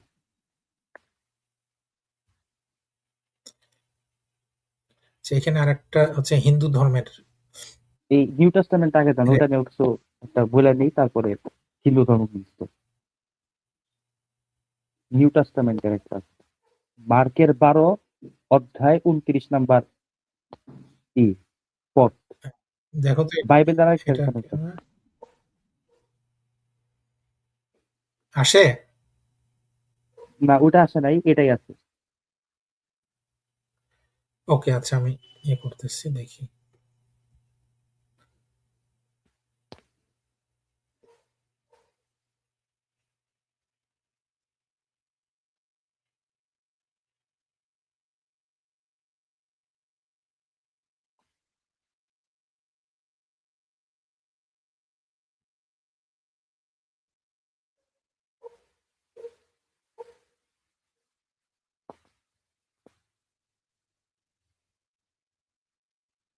জি। এখানে দেখেন, এই শরীফ ভাই, এটা আমি বলে নিই, তারপর আপনি বলেন। এটা হচ্ছে জোনাক একজন ব্যক্তি, মানে এই তাদের যে নবী আছে ঈসা আলাইহিস সালাম, ঈসা আলাইহিস সালাম কিন্তু বাইবেলের যীশু খ্রিস্ট বলা হয়। তাকে জিজ্ঞাসা করছেন যে এই ওল্ড টেস্টামেন্ট মানে পূর্ববর্তী নিয়ম যেটা আছে, এই নিয়মের মধ্যে সবচেয়ে বড় আদেশটা কি? বড় আদেশটা কি? পয়েন্ট অফ নোটেড, বড় আদেশ কি? তখন উত্তরে যীশু খ্রিস্ট বললেন যে সবচেয়ে দরকারি আদেশ হলো, ইসরায়েলেরা শোনো, আমাদের প্রভু ঈশ্বর এক। এটা কিন্তু ওই ডিটোনমির 6 অধ্যায় 4 নাম্বার ভার্সটাই কিন্তু যীশু খ্রিস্ট কপি করে বলছেন। তিনি কিন্তু বলেন নাই যে এই পিতা পুত্র পবিত্র আত্মা তিনজন মিলা এক। এটা হচ্ছে সবচেয়ে দরকারি বা সবচেয়ে বড় আদেশ। দেখবেন আপনি উপরে হেডলাইন দেওয়া আছে বড় আদেশ, আর ভার্সে বলা আছে দরকারি আদেশ। যেটাই হোক, বড় দরকারি যেটাই হোক, যীশু খ্রিস্ট কিন্তু স্পষ্ট ভাবে বলেননি যে আমাদের বড় আদেশ হলো পিতা পুত্র পবিত্র আত্মা বা ঈশ্বর তিনজন, তৃত্ব, যেটাকে খ্রিস্টানরা ট্রিনিটি বলে। এটা কিন্তু যীশু খ্রিস্ট বলে নাই। তো যীশু খ্রিস্ট উত্তরে স্পষ্ট বলছেন যে সবচেয়ে দরকারি আদেশ হলো, ইসরায়েলেরা শোনো, আমাদের প্রভু এক, প্রভু ঈশ্বর এক। যিশু ওইটাকেই কপি করছেন। জি, এটা হচ্ছে বাইবেলের নিউ টেস্টামেন্ট থেকে দলিল, মানে খ্রিস্টানরা যেটাকে সবচেয়ে বেশি মান্য করে আর কি। জি, শরীফ ভাই, এখন আপনি বলেন এটা নিয়ে। হ্যাঁ, এটাই। কারণ এখানে যে সবচেয়ে বড় আদেশ মানে হচ্ছে যে কোন জিনিসটাকে আমি সবচাইতে গুরুত্ব দিব। যেমন ইসলামে বলতে পারি যে আমার ইসলামের ইসলামের ৫ টি স্তম্ভ। ৫ টি স্তম্ভের ভিতরে সবচাইতে মূল স্তম্ভ কোনটা? তাহলে আমি বলব যে অবশ্যই ঈমান আনতে হবে। জি, এখন জি, কথা হচ্ছে যে ঈমান বলতে কি বোঝায়? ঈমান বলতে বোঝায় যে আল্লাহর একত্ববাদ, এবং তারপরে আল্লাহ তাআলার যে আরো তার নবী রাসূলের উপর ঈমান আনা, কিতাব সমূহের উপর ঈমান আনা, বেহেশত দোজখ পরকালের উপর ঈমান আনা, এই সবকিছুই আসবে। কিন্তু যদি আমি এর ভিতরেও সবচাইতে ১ নম্বরে বলি, তাহলে আল্লাহ তাআলার একত্ববাদ, তাই তো? জি, তো আল্লাহ তাআলার একত্ববাদ বলতে আমাকে ১ম এই একজন যদি অমুসলিম হয়, তাকে যদি ইসলাম গ্রহণ করতে হয়, তাহলে কিন্তু তাকে ১ম যে কথাটা বলতে হবে যে আশহাদু আল্লা ইলাহা ইল্লাল্লাহ। অর্থাৎ আমি সাক্ষ্য দিচ্ছি যে আল্লাহ ছাড়া আর কোনো ইলাহ নেই। আল্লাহ ছাড়া আ ইবাদতের উপযুক্ত আর কোনো ইলাহ নেই। অর্থাৎ আল্লাহ এক। তাহলে এটাই হচ্ছে সবচাইতে বড় আদেশ। তো আমরা যদি নিউ টেস্টামেন্টের এই আয়াতটা দেখি, যে এটা কিন্তু তারা বলছে যে সরাসরি যিশুর আদেশ। অর্থাৎ এটা কোনো আ যেই অন্যান্য যারা লিখছে, আ আ কি বলে? মার্ক, ম্যাথু, জি। লুক, জন, তারপরে হচ্ছে যে যে মূল যে লিখছে সেন্ট আ পল। সেন্ট পল, তাদের কথা না। এটা বলছে যে যিশুর কথা। তাহলে আমরা কার কথা মানবো? যিশুর কথা মানবো? নাকি অন্যান্য যারা আছে তাদের কথা মানবো? কারণ যিশু কি বলতেছে? যিশু বলতেছে যে সবচেয়ে দরকারি আদেশ কোনটা? সেটার উত্তরে ১ম যে কথাটা বলতে সবচেয়ে দরকারি আদেশ হলো, ইসরায়েলেরা শোনো, আমাদের প্রভু এক।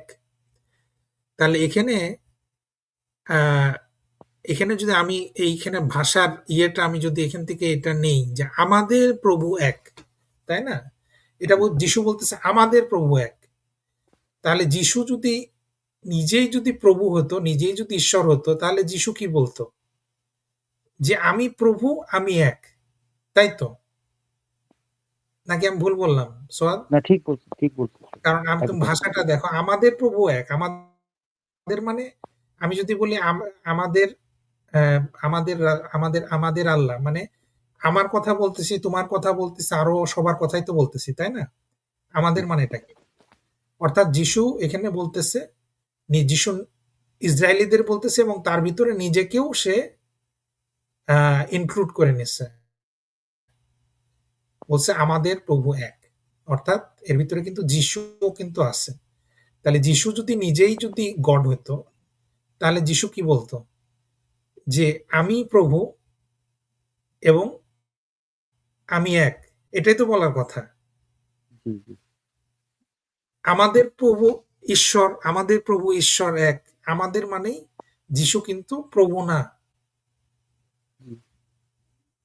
তো এটা মানে আমি জানি না যে খ্রিস্টানরা কিভাবে এটাকে বলতে পারে যে যিশু হচ্ছে ঈশ্বর। কারণ জি, এখানে কিন্তু খুব ধন্যবাদ। পরিষ্কার যিশু বলতেছে যে আমাদের প্রভু ঈশ্বর এক। সুতরাং আ আ এই আয়াতটা থেকে কিন্তু খুব পরিষ্কার আমরা বুঝতে পারি যে ঈসা আলাইহিস সালাম যিনি আমাদের আ নবী এবং রাসূল এবং আমরা বিশ্বাস করি যে তিনি আবার আসবেন। রাসূল সাল্লাল্লাহু আলাইহি ওয়াসাল্লাম, মুহাম্মদ সাল্লাল্লাহু আলাইহি ওয়াসাল্লামের উম্মত হিসেবে। তো তিনি কিন্তু যেটা বলছেন আমরা কিন্তু দেখি যে কিছু ক্ষেত্রে ওল্ড টেস্টামেন্টেও কিছু কথা রয়ে গেছে যে কথাগুলি কিন্তু আ আ কনফার্ম করে যে কোরআনে যে কথাটা বলা হচ্ছে সেই কথাটাকে আ সেই কথাটার সত্যতা কিন্তু প্রমাণ করে। আ ঠিক আছে। সোয়াদ এরপরে ধন্যবাদ। শরীফ ভাই অনেক সুন্দর বললেন। তো শরীফ ভাই একটা পয়েন্ট আমাকে জিজ্ঞেস করছিলেন যে, তো খ্রিস্টানরা কিভাবে তারা এই পিতা, পুত্র, পবিত্র আত্মা এক বলে দাবি করে? আসলে এরকম আমি স্পষ্ট ভাষায় বলতে পারেন, চ্যালেঞ্জ করতেছি যে বাইবেলে এরকম স্পষ্ট কোনো ভার্স নাই, এরকম কোনো আয়াত নাই, এরকম কোনো পদ নাই যেখানে বলা হয়েছে যে পিতা, পুত্র, পবিত্র আত্মা তিনজন মিলে এক ঈশ্বর। যেরকম আমরা এই নিউ টেস্টামেন্টের গসপেল অফ মার্ক 12 অধ্যায় 29 নম্বর পদ যেরকম স্পষ্ট দেখলাম, এরকম ট্রিনিটির পক্ষে কোনো স্পষ্ট ভার্স নাই। শুধু একটা আছে, এই যোহনের প্রথম পত্রের 5 অধ্যায় 7 নাম্বার ভার্স। এখানে মানে একেবারে অস্পষ্ট, এটা একটু মানে তারা বানানোর চেষ্টা করে, কিন্তু এটা আপনি এই ক্যারি বাইবেল এবং স্ট্যান্ডার্ড বাংলা বাইবেল দেখবেন ওখানে অনেক ভিন্ন পার্থক্য। যাক, ওটা আমি এখন ওরকম বললাম না, আমি শুধু বললাম যে স্পষ্ট এরকম কোনো ভার্স নাই। এটা সম্পূর্ণ তাদের মানে মন গড়া একটাই। তো এটা হচ্ছে খ্রিস্টানদের টপিক আমার এখানে আপাতত শেষ।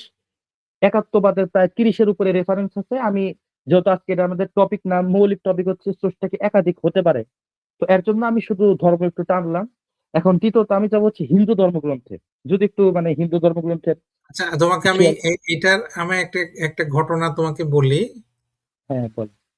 যে আমি কিছু ভিডিও দেখি তো সেই ভিডিওতে আমি কয়েক জায়গায় দেখছি মানে একাধিক জায়গায় দেখছি যে যখন জিজ্ঞেস করা হয়েছে যে যিশুর সবচাইতে বড় আদেশ কি? খ্রিস্টানদেরকে জিজ্ঞেস করা হয়েছে, হ্যাঁ? তখন খ্রিস্টানরা উত্তর দেয় হচ্ছে উত্তরটা হবে কোথা থেকে শুরু করে? ৩০ নম্বর ভার্স থেকে তারা শুরু করে। তোমরা প্রত্যেকে তোমাদের সমস্ত অন্তর, সমস্ত প্রাণ, সমস্ত মন এবং সমস্ত শক্তি দিয়ে তোমাদের প্রভু ঈশ্বরকে ভালোবাসবে। এবং তারপরে তারা বলে তার পরের দরকারি আদেশ হলো এই যে তোমরা প্রতিবেশীকে নিজের মতো করে ভালোবাসবে। এই ২ টা আদেশের চেয়ে বড় আদেশ আর কিছুই নেই। হ্যাঁ? তারা কিন্তু এই ১ম যে ইয়েটা এটাকে সম্পূর্ণ ইগনোর করে যায়। তো মানে এটা কিন্তু মানে আমি জানি না এই জিনিসটাকে তাদের এইভাবে শিখানো হয় কিনা আরকি। জি, এটা বাংলাদেশে মিশনারি যারা আছে বুঝছেন, তো তাদের কিছু পেজ আছে। ওই পেজে তারা এরকম ভাবে বর্ণনা করে, যেমন প্রকাশিত সত্য, গুড নিউজ, ঈসামসির ঘর, তো আসমানি কেতাবের বাণী, তারা আপনাকে প্রথমে নখ দিয়েই এগুলা বলবে যে পূর্ববর্তী কেতাবগুলো তো রহিত হয় নাই, কোরআনে আছে হ্যান ত্যান এগুলো বইলা। তো তারা এই যে এই আপনি যেরকম বললেন এরকম করে তারা আলোচনা করে, মানে ঈশ্বর যে এক তারা এটা মানে পুরা বাদ দিয়ে দেয়। না আমরা ওই বইগুলা নিয়ে আলোচনা করব আব্দুর রহমান। আমরা জি ওই যে তুমি যে বইগুলা বলতেছো মিশনারিদের ওই বইগুলো ওগুলা নিয়ে ইনশাল্লাহ আলোচনা করব। জি, অবশ্যই আমার কাছে অনেক বই আছে এগুলা, মানে পুরা একেবারে সেট। রাইট, জি ওই ইনশাল্লাহ। বইগুলো আমরা নিয়ে আলোচনা করব। এখানে আরেকটা জিনিস দেখো, এখানে বলছে এই দুইটা আদেশের চেয়ে বড় আদেশ আর কিছু নেই। কিন্তু এখানে তো আদেশ তিনটা হলো, তাই না? জি জি জি তুমি 29 নম্বর আয়াত দেখো, 30 নম্বর, 31 নম্বর। জি তাহলে আদেশ তো তিনটা হলো। জি। তাহলে দুইটা আদেশের চেয়ে কেন? দুইটা আদেশ কেন বললো? এটা তাদের স্বভাবতই। নাকি মানে এগুলা পরে অ্যাড করছে এই কথাগুলা? না, এগুলা পূর্বে থেকে আছে। না, এটাও কিন্তু একটা ইয়ে আছে যে তাদের অনেক কিছু কিন্তু অ্যাড হয়েছে, মানে তাদের সুবিধা মতো অনেক কিছু অনেক জায়গায় অ্যাড হয়েছে এরকম, কিন্তু মানে তার বিভিন্ন যারা গবেষক তারা বলছে, আমি এটা জাস্ট আন্দাজের উপরে বললাম। কিন্তু আমার কাছে এটা মনে হলো আর কি যে এখানে তিনটা দেখতেছি কিন্তু দুইটা আদেশের কথা বলা হয়েছে এই আর কি। আচ্ছা ঠিক আছে, আমরা নেক্সট আয়াতে চলে যাই, জি। নেক্সট ইয়েতে চলে যাই, রেফারেন্স। যে এখন হিন্দু ধর্মগ্রন্থের দুইটাই বাইবেল আপাতত আজকে এখানে শেষ।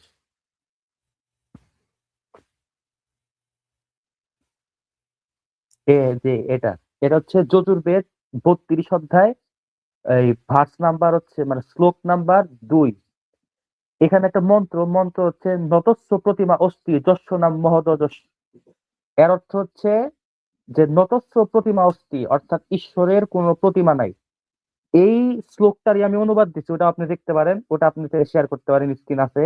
নতস্য প্রতিমা অস্তি যস্য নাম মহোদযস্য, মানে যার নাম মহোদয়স, ঠিক আছে, মানে ঈশ্বর, এই হিরণ্যগর্ভ, এই মহোদয়সটা হচ্ছে হিরণ্যগর্ভ ঈশ্বর, তার কোনো প্রতিমা নাই, তার কোনো আকার আকৃতি নাই, কিছু নাই।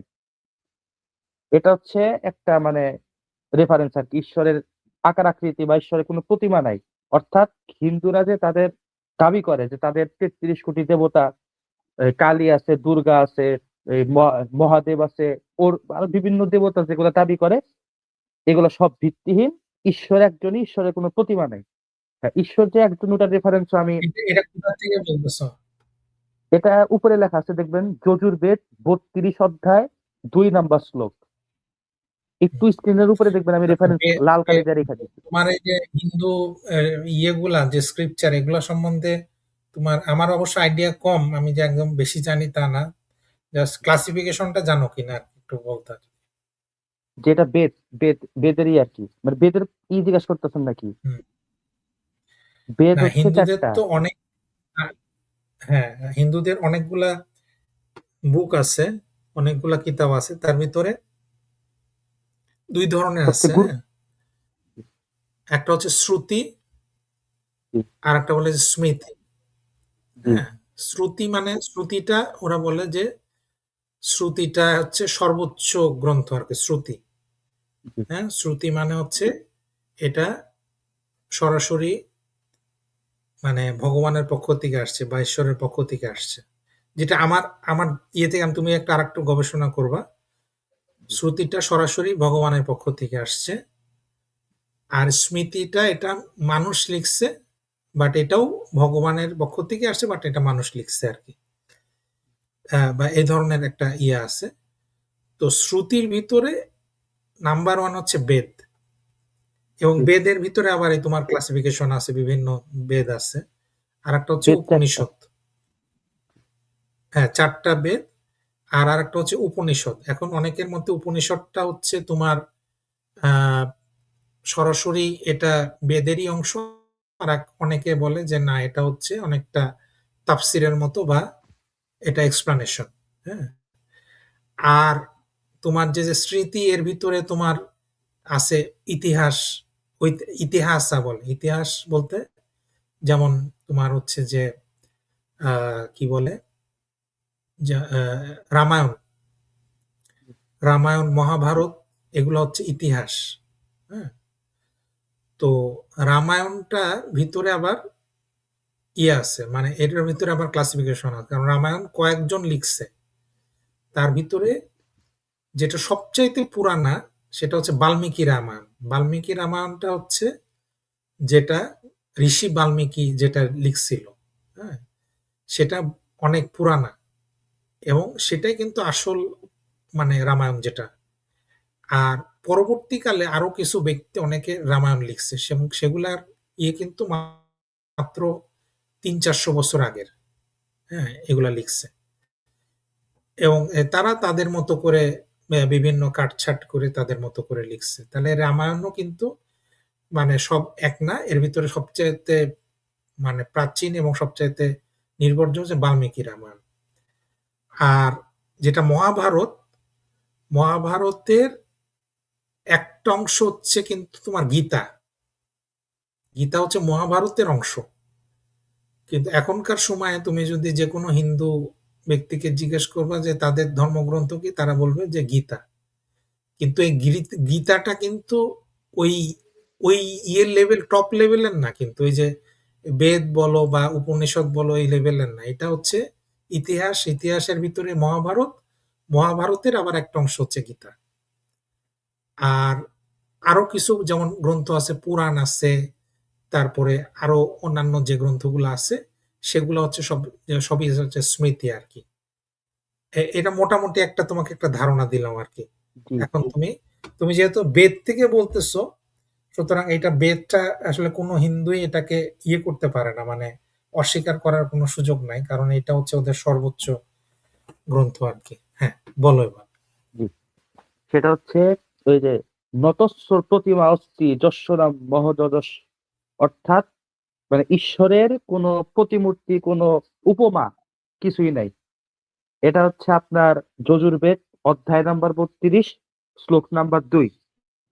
আরেকটা আমি রেফারেন্স দিতেছি, এটা আপনি যদি এই সম্পর্কে কিছু বলেন তাহলে বলেন, নাহলে পরবর্তী রেফারেন্সে যাব। এটা না, এটা ওটার অনুবাদ, যেটা কেবল বললাম। আচ্ছা, এটা একটু দেখে নিই জাস্ট। আচ্ছা। সেই পরমাত্মার সূর্য ইত্যাদি অন্য কোনোই উপমানও নেই। অর্থাৎ তার সাথে তুলনা, এখানে আবার একটা ব্র্যাকেটের ভিতরে বলছে, তার সাথে তুলনা করার মতো কিছুই নেই। যে পরমাত্মার নাম মহাযশ, সেই হিরণ্যগর্ভ ইত্যাদি এই চারি মন্ত্র তিনি যেন না হনন করেন, অর্থাৎ ইত্যাদি অপর একটি মন্ত্র যার অপেক্ষা বৃহৎ কেউ উৎপন্ন হয়নি ইত্যাদি, তিনি সম্রাট ইত্যাদি এই দুটি মন্ত্র এই ব্রহ্মেরই প্রতিপাদক, এগুলোর পাঠ জপ ব্রহ্মযজ্ঞে করা উচিত। আচ্ছা, তাহলে এখানে আমরা একটা জিনিস বুঝলাম যে হিন্দুদের যে ধর্মগ্রন্থের ভিতরে এটা আছে যে তিনি তার মতো তুলনা করার মতো কিছুই নেই এবং তার মতো মানে তার কোনো আহ, প্রতিমা বা তার কোনো ইয়ে তার মতো তুলনা করার মতো। তাহলে যেই আমরা তারা যখন বলছে যে এটা মানুষ বা এই বিভিন্ন ভাবে আসতেছে বা কোনো পাথরের মূর্তি, তাহলে এটা কোথার থেকে আসলো? সেটা তো তাহলে এই বেদের সাথে সাংঘর্ষিক। জি, জি।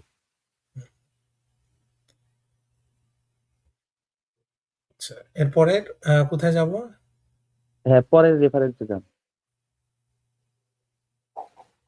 হ্যাঁ, এটা একটা আছে। হ্যাঁ, এটা হচ্ছে আপনার ঋগ্বেদ, এই ষষ্ঠ মন্ডল ৪৫ সূক্ত এবং মন্ত্র নাম্বার হচ্ছে ১৬।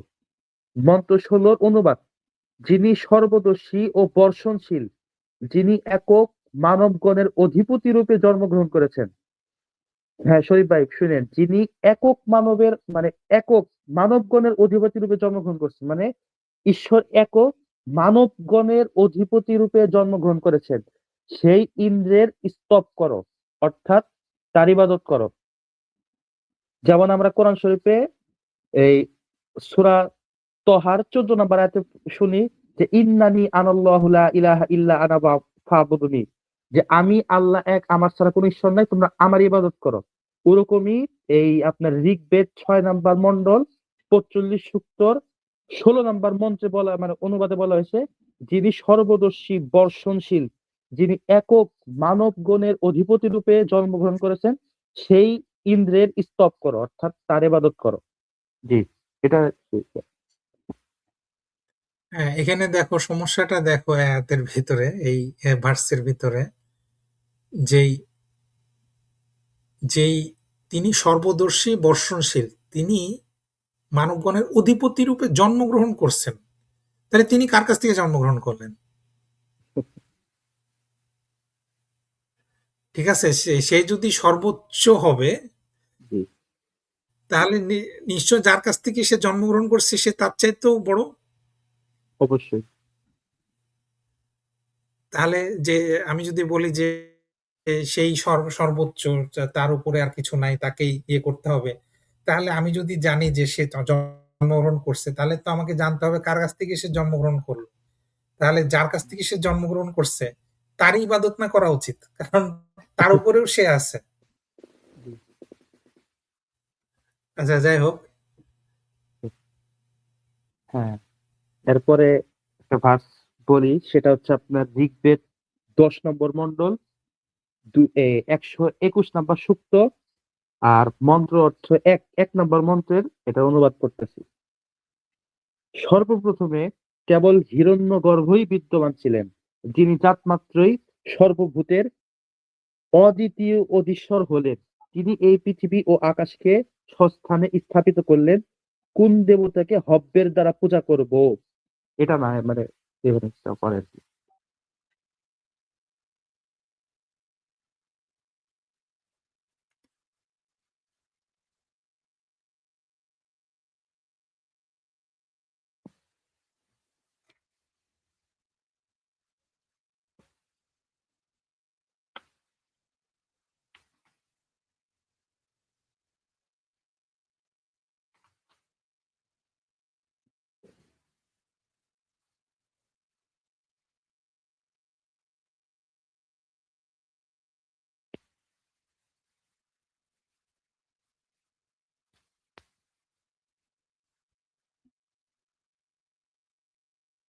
জি জি জি, এটা হ্যাঁ, এটা একটু বলেন এটা।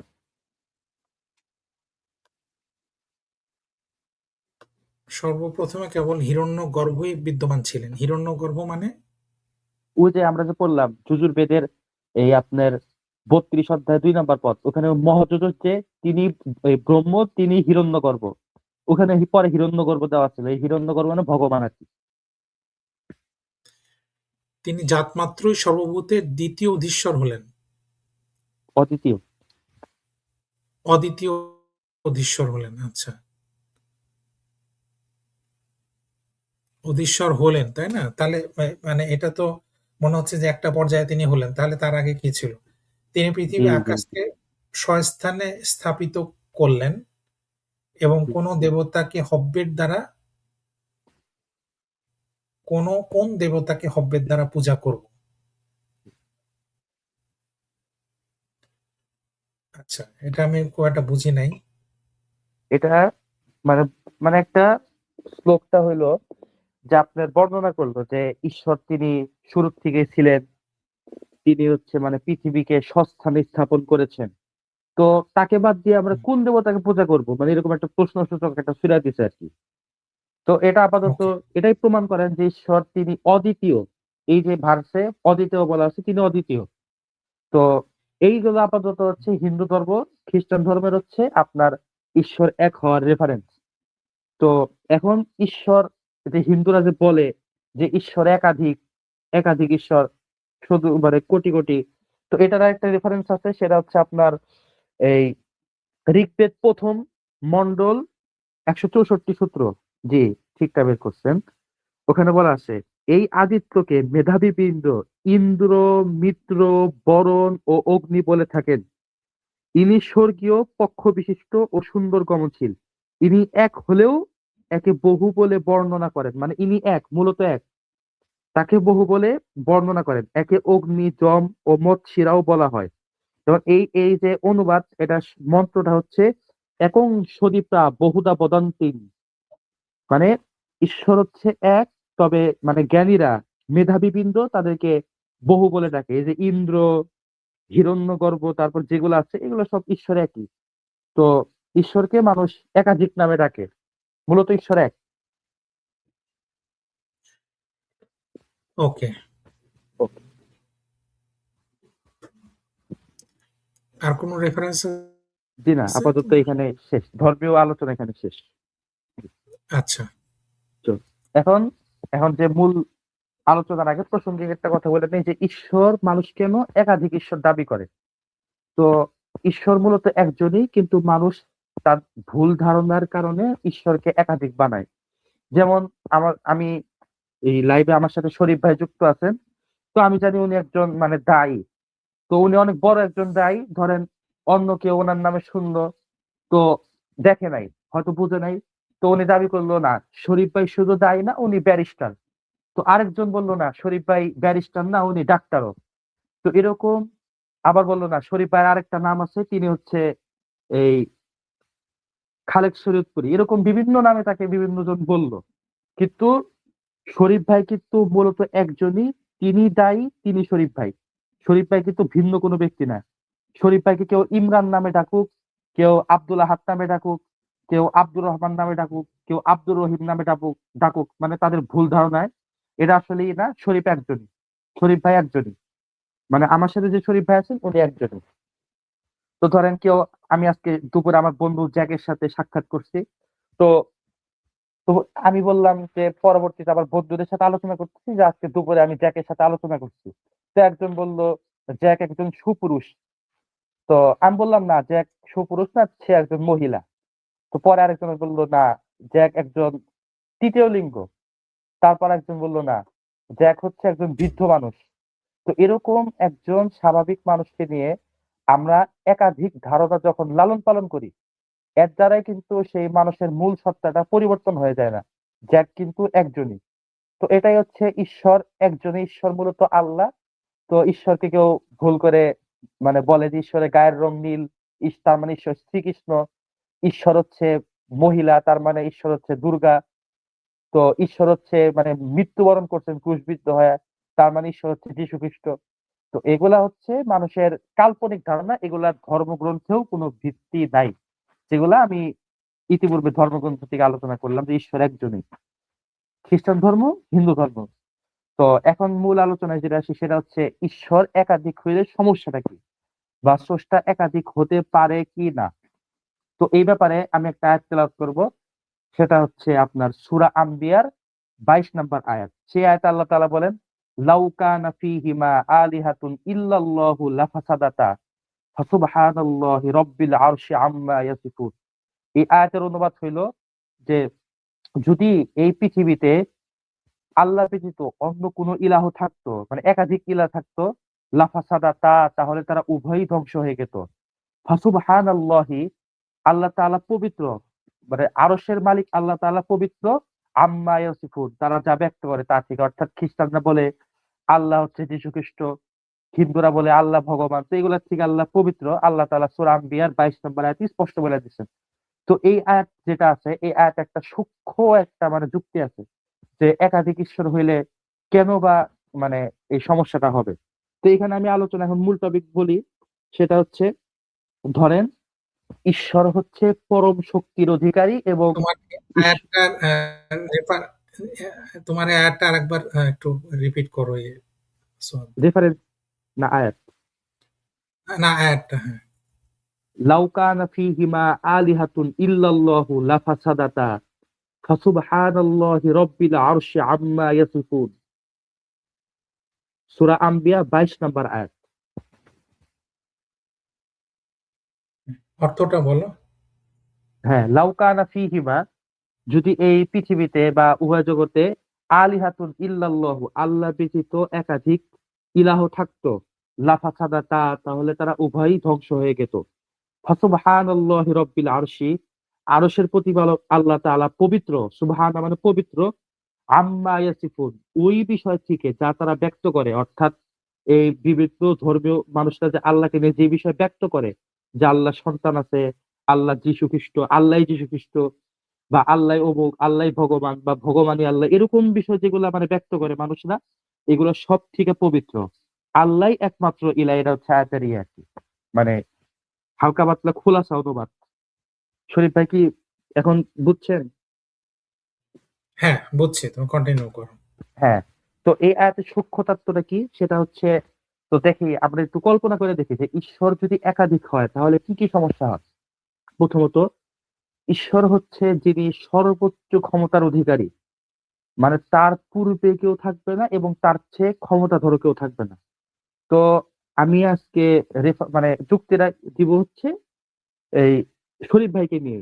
তো শরীফ ভাই, আমি লাইভে যুক্ত হওয়ার আগে তিনি আলোচনা করতেছিলেন। তো বর্তমানে শরীফ ভাই চুপ করে আছেন।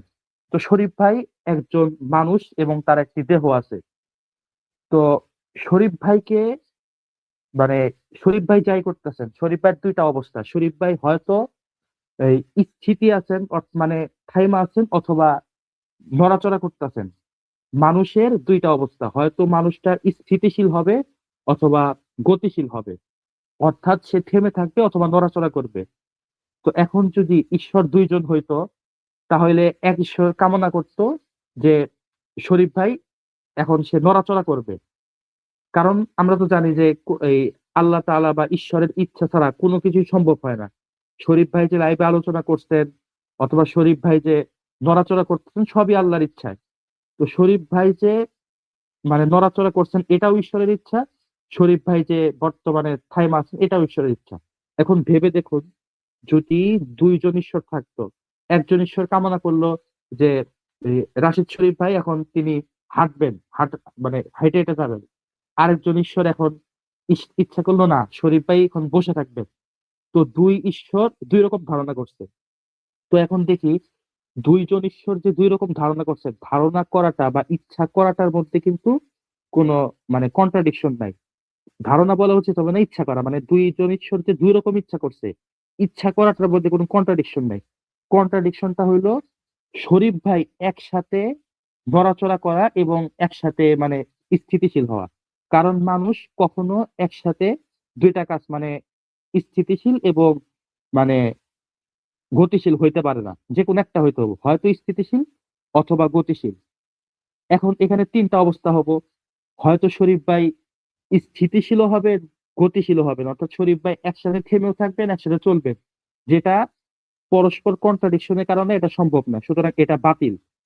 দ্বিতীয়ত হচ্ছে, শরীফ ভাই নড়বেনও না, আবার স্থিতিও থাকবেন না, এটাও দুইটা পরস্পর মানে বিপরীত বিষয় উঠে যাওয়া, এটাও সম্ভব না। এই দুইটা সুরত গেল। তৃতীয় সুরত হচ্ছে, প্রথম ঈশ্বর যিনি শরীফ ভাইকে মানে নড়াচড়া করানোর ইচ্ছা করছেন, স্থিতিশীল বানানোর ইচ্ছা করছেন, তার ইচ্ছাটা পূরণ হবে। এবং যে ঈশ্বর শরীফ ভাইকে মানে গতিশীল, মানে মানে থামায় রাখতে চাইছেন, তার ইচ্ছাটা পূরণ হবে না।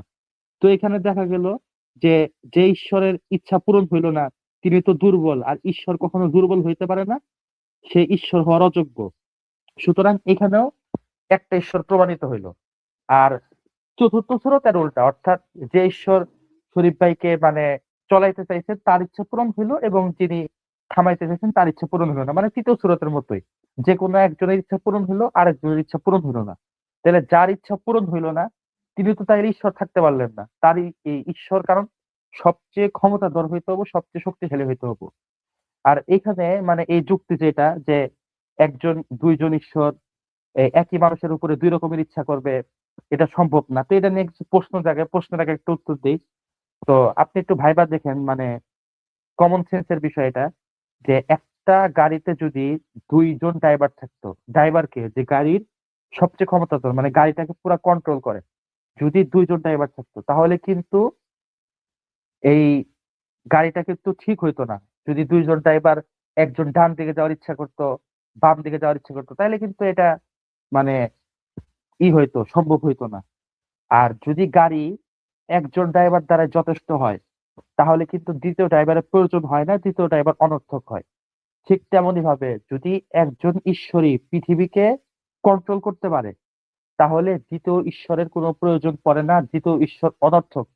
আর যদি প্রথম ঈশ্বর দ্বিতীয় ঈশ্বর ছাড়া পৃথিবীকে কন্ট্রোল করতে না পারেন, তাহলে প্রথম ঈশ্বর হচ্ছে মানে অযোগ্য, কারণ তার দ্বিতীয় কারো সাহায্য লাগবে। প্রথম ঈশ্বর অযোগ্য, তার কারণ সে দ্বিতীয় কারো সাহায্য ছাড়া চলতে পারবে না। আর দ্বিতীয় ঈশ্বর যদি প্রথম ঈশ্বর মানে যোগ্য হয়, তাহলে দ্বিতীয় ঈশ্বরের কোনো প্রয়োজন নাই, তার কারণ হচ্ছে তিনি অনর্থক। তো এটা হচ্ছে বিষয়। তো এখানে অনেকে প্রশ্ন করতে পারে যে না, ধরে নিলাম যে ঈশ্বর, দুই ঈশ্বরই হয়তো তারা একই সিদ্ধান্ত নেবেন, যে দুই ঈশ্বরই সিদ্ধান্ত নেবেন যে শরীফ ভাই হাঁটবেন অথবা শরীফ ভাই বসবেন, দুই ঈশ্বরের একই সিদ্ধান্ত। তো এটার উত্তর এটা আসলে মানে একটা ভিত্তিহীন কথা, কারণ এই মানে দুই ঈশ্বর যে একই সিদ্ধান্ত নেবেন এই সম্ভাবনায় পরস্পর বিরোধের সম্ভাবনাটা কিন্তু ফেলে দেওয়া যায় না। আর ঈশ্বর যিনি হলেন ওয়াজিবুল উজুদ, তার ক্ষেত্রে সম্ভাবনা কাজ করে না। তো এটা হচ্ছে একটা বিষয়। আরেকটা জিনিস আর হচ্ছে যে অ্যা ২ ঈশ্বর যদি একই সিদ্ধান্ত নেবেন তাহলে তাদের তো মানে একটা কম্প্রোমাইজ করতে হবে। তাই না? জি, জি, জি, কম্প্রোমাইজ মানে আপোস করতে হবে। মানে জি, তাদেরকে ইয়ে করতে হবে যে, "ও আচ্ছা তাহলে আমিও এই সিদ্ধান্ত নিবো, তুমিও কিন্তু এই সিদ্ধান্তই নিতে হবে।" হ্যাঁ? তো আপোস যেটা, এই আপোসটা কিন্তু এক ধরনের দুর্বলতা। জি, কারণ আপোস করে কারা? আপোস করে সাধারণত এটা মানুষের ক্ষেত্রে প্রযোজ্য। কারণ মানুষ আমরা অনেক সময় আমাদেরকে আপোস করতে হয় বিভিন্ন পরিস্থিতিতে। হ্যাঁ, হয়তো একটা আমার জিনিস আ আমাকে শেয়ার করতে হচ্ছে। যে এই যে একটাই আছে সেই জিনিসটা আমাদের ২ জনকে শেয়ার করতে হচ্ছে, আপোস করতে হচ্ছে বা আরেকজনের সাথে আমার অনেক সময় একই রুম শেয়ার করতেছি। হয়তো আমার অনেক কিছু আমার হয়তো পছন্দ না কিন্তু তার সাথে আমার আপোস করতে হচ্ছে, কম্প্রোমাইজ করতে হচ্ছে। তো ঈশ্বরের যদি এরকম দুর্বলতা থাকে তাহলে তো আমরা তাকে ঈশ্বর বলতে পারি না। তুমি যে পয়েন্টটা বলছো আরকি। হ্যাঁ, কন্টিনিউ করো। জি। তো হ্যাঁ, এটা একটাই। আবার অনেকে প্রশ্ন করতে পারে যে একাধিক স্রষ্টা মানলে যেহেতু স্বভাবতই তাদের মধ্যে বিরোধের সম্ভাবনা থাকে, যে একজন এই গতি ইচ্ছা করবে, আরেকজন স্থিতি অর্থাৎ মানে থেমে থাকা ইচ্ছা করবে। তো এই ইচ্ছা করাটাই অসম্ভব। কারণ ইচ্ছা করলে তাদের মধ্যে এই মানে পরস্পর বিরোধী আইসা যাবে, যেটা অসম্ভব। আর যেটা অসম্ভবের দিকে ইঙ্গিত করে সেটাও অসম্ভব। তো এটাও একটা মানে ভুল ধারণা। তার কারণ হচ্ছে যেহেতু শরীফ ভাই একজন মানুষ, তিনি তার ক্ষেত্রে ২ টাই সম্ভব। যে তিনি মানে হাঁটবেন অথবা থামবেন। মানে চলবেন অথবা থামে থাকবেন। তো ঈশ্বর যে কেউ যেটা ইচ্ছা করতেই পারে। ঈশ্বরের ইচ্ছার ক্ষেত্রেও যদি অসম্ভব হয়, তাহলে তো ঈশ্বরের উপর একটা মানে নিয়ম চাইপা আসলো যে ঈশ্বরদেরকেও মানে সিদ্ধান্ত নিতে হবে এরকম মাইপা। এটাও একটা মানে ভিত্তিহীন কথা। তো আরেকটা বিষয় বলবো যে ঈশ্বর যদি ২ জন হয়, তাহলে ১ম ঈশ্বর ২য় ঈশ্বরের থেকে কোনো বিষয় গোপন করতে পারবে কিনা? দর্শকবৃন্দ ভালো করে বুঝেন। ১ম ঈশ্বর ২য় ঈশ্বরের থেকে কোনো কিছু গোপন রাখতে পারবে কিনা?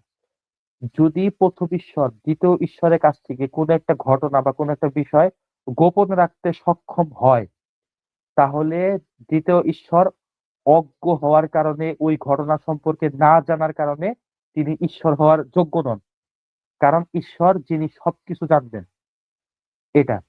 আর যদি ১ম ঈশ্বরের ঘোষণা মানে আর যদি ২য় ঈশ্বর যদি গোপন বিষয়ে যাইনা ফেলায়, অর্থাৎ ১ম ঈশ্বর যেটা গোপন করছে, ২য় ঈশ্বর যদি সেটা জেনে ফেলায়, তাহলে ১ম ঈশ্বর অযোগ্য প্রমাণ হয়।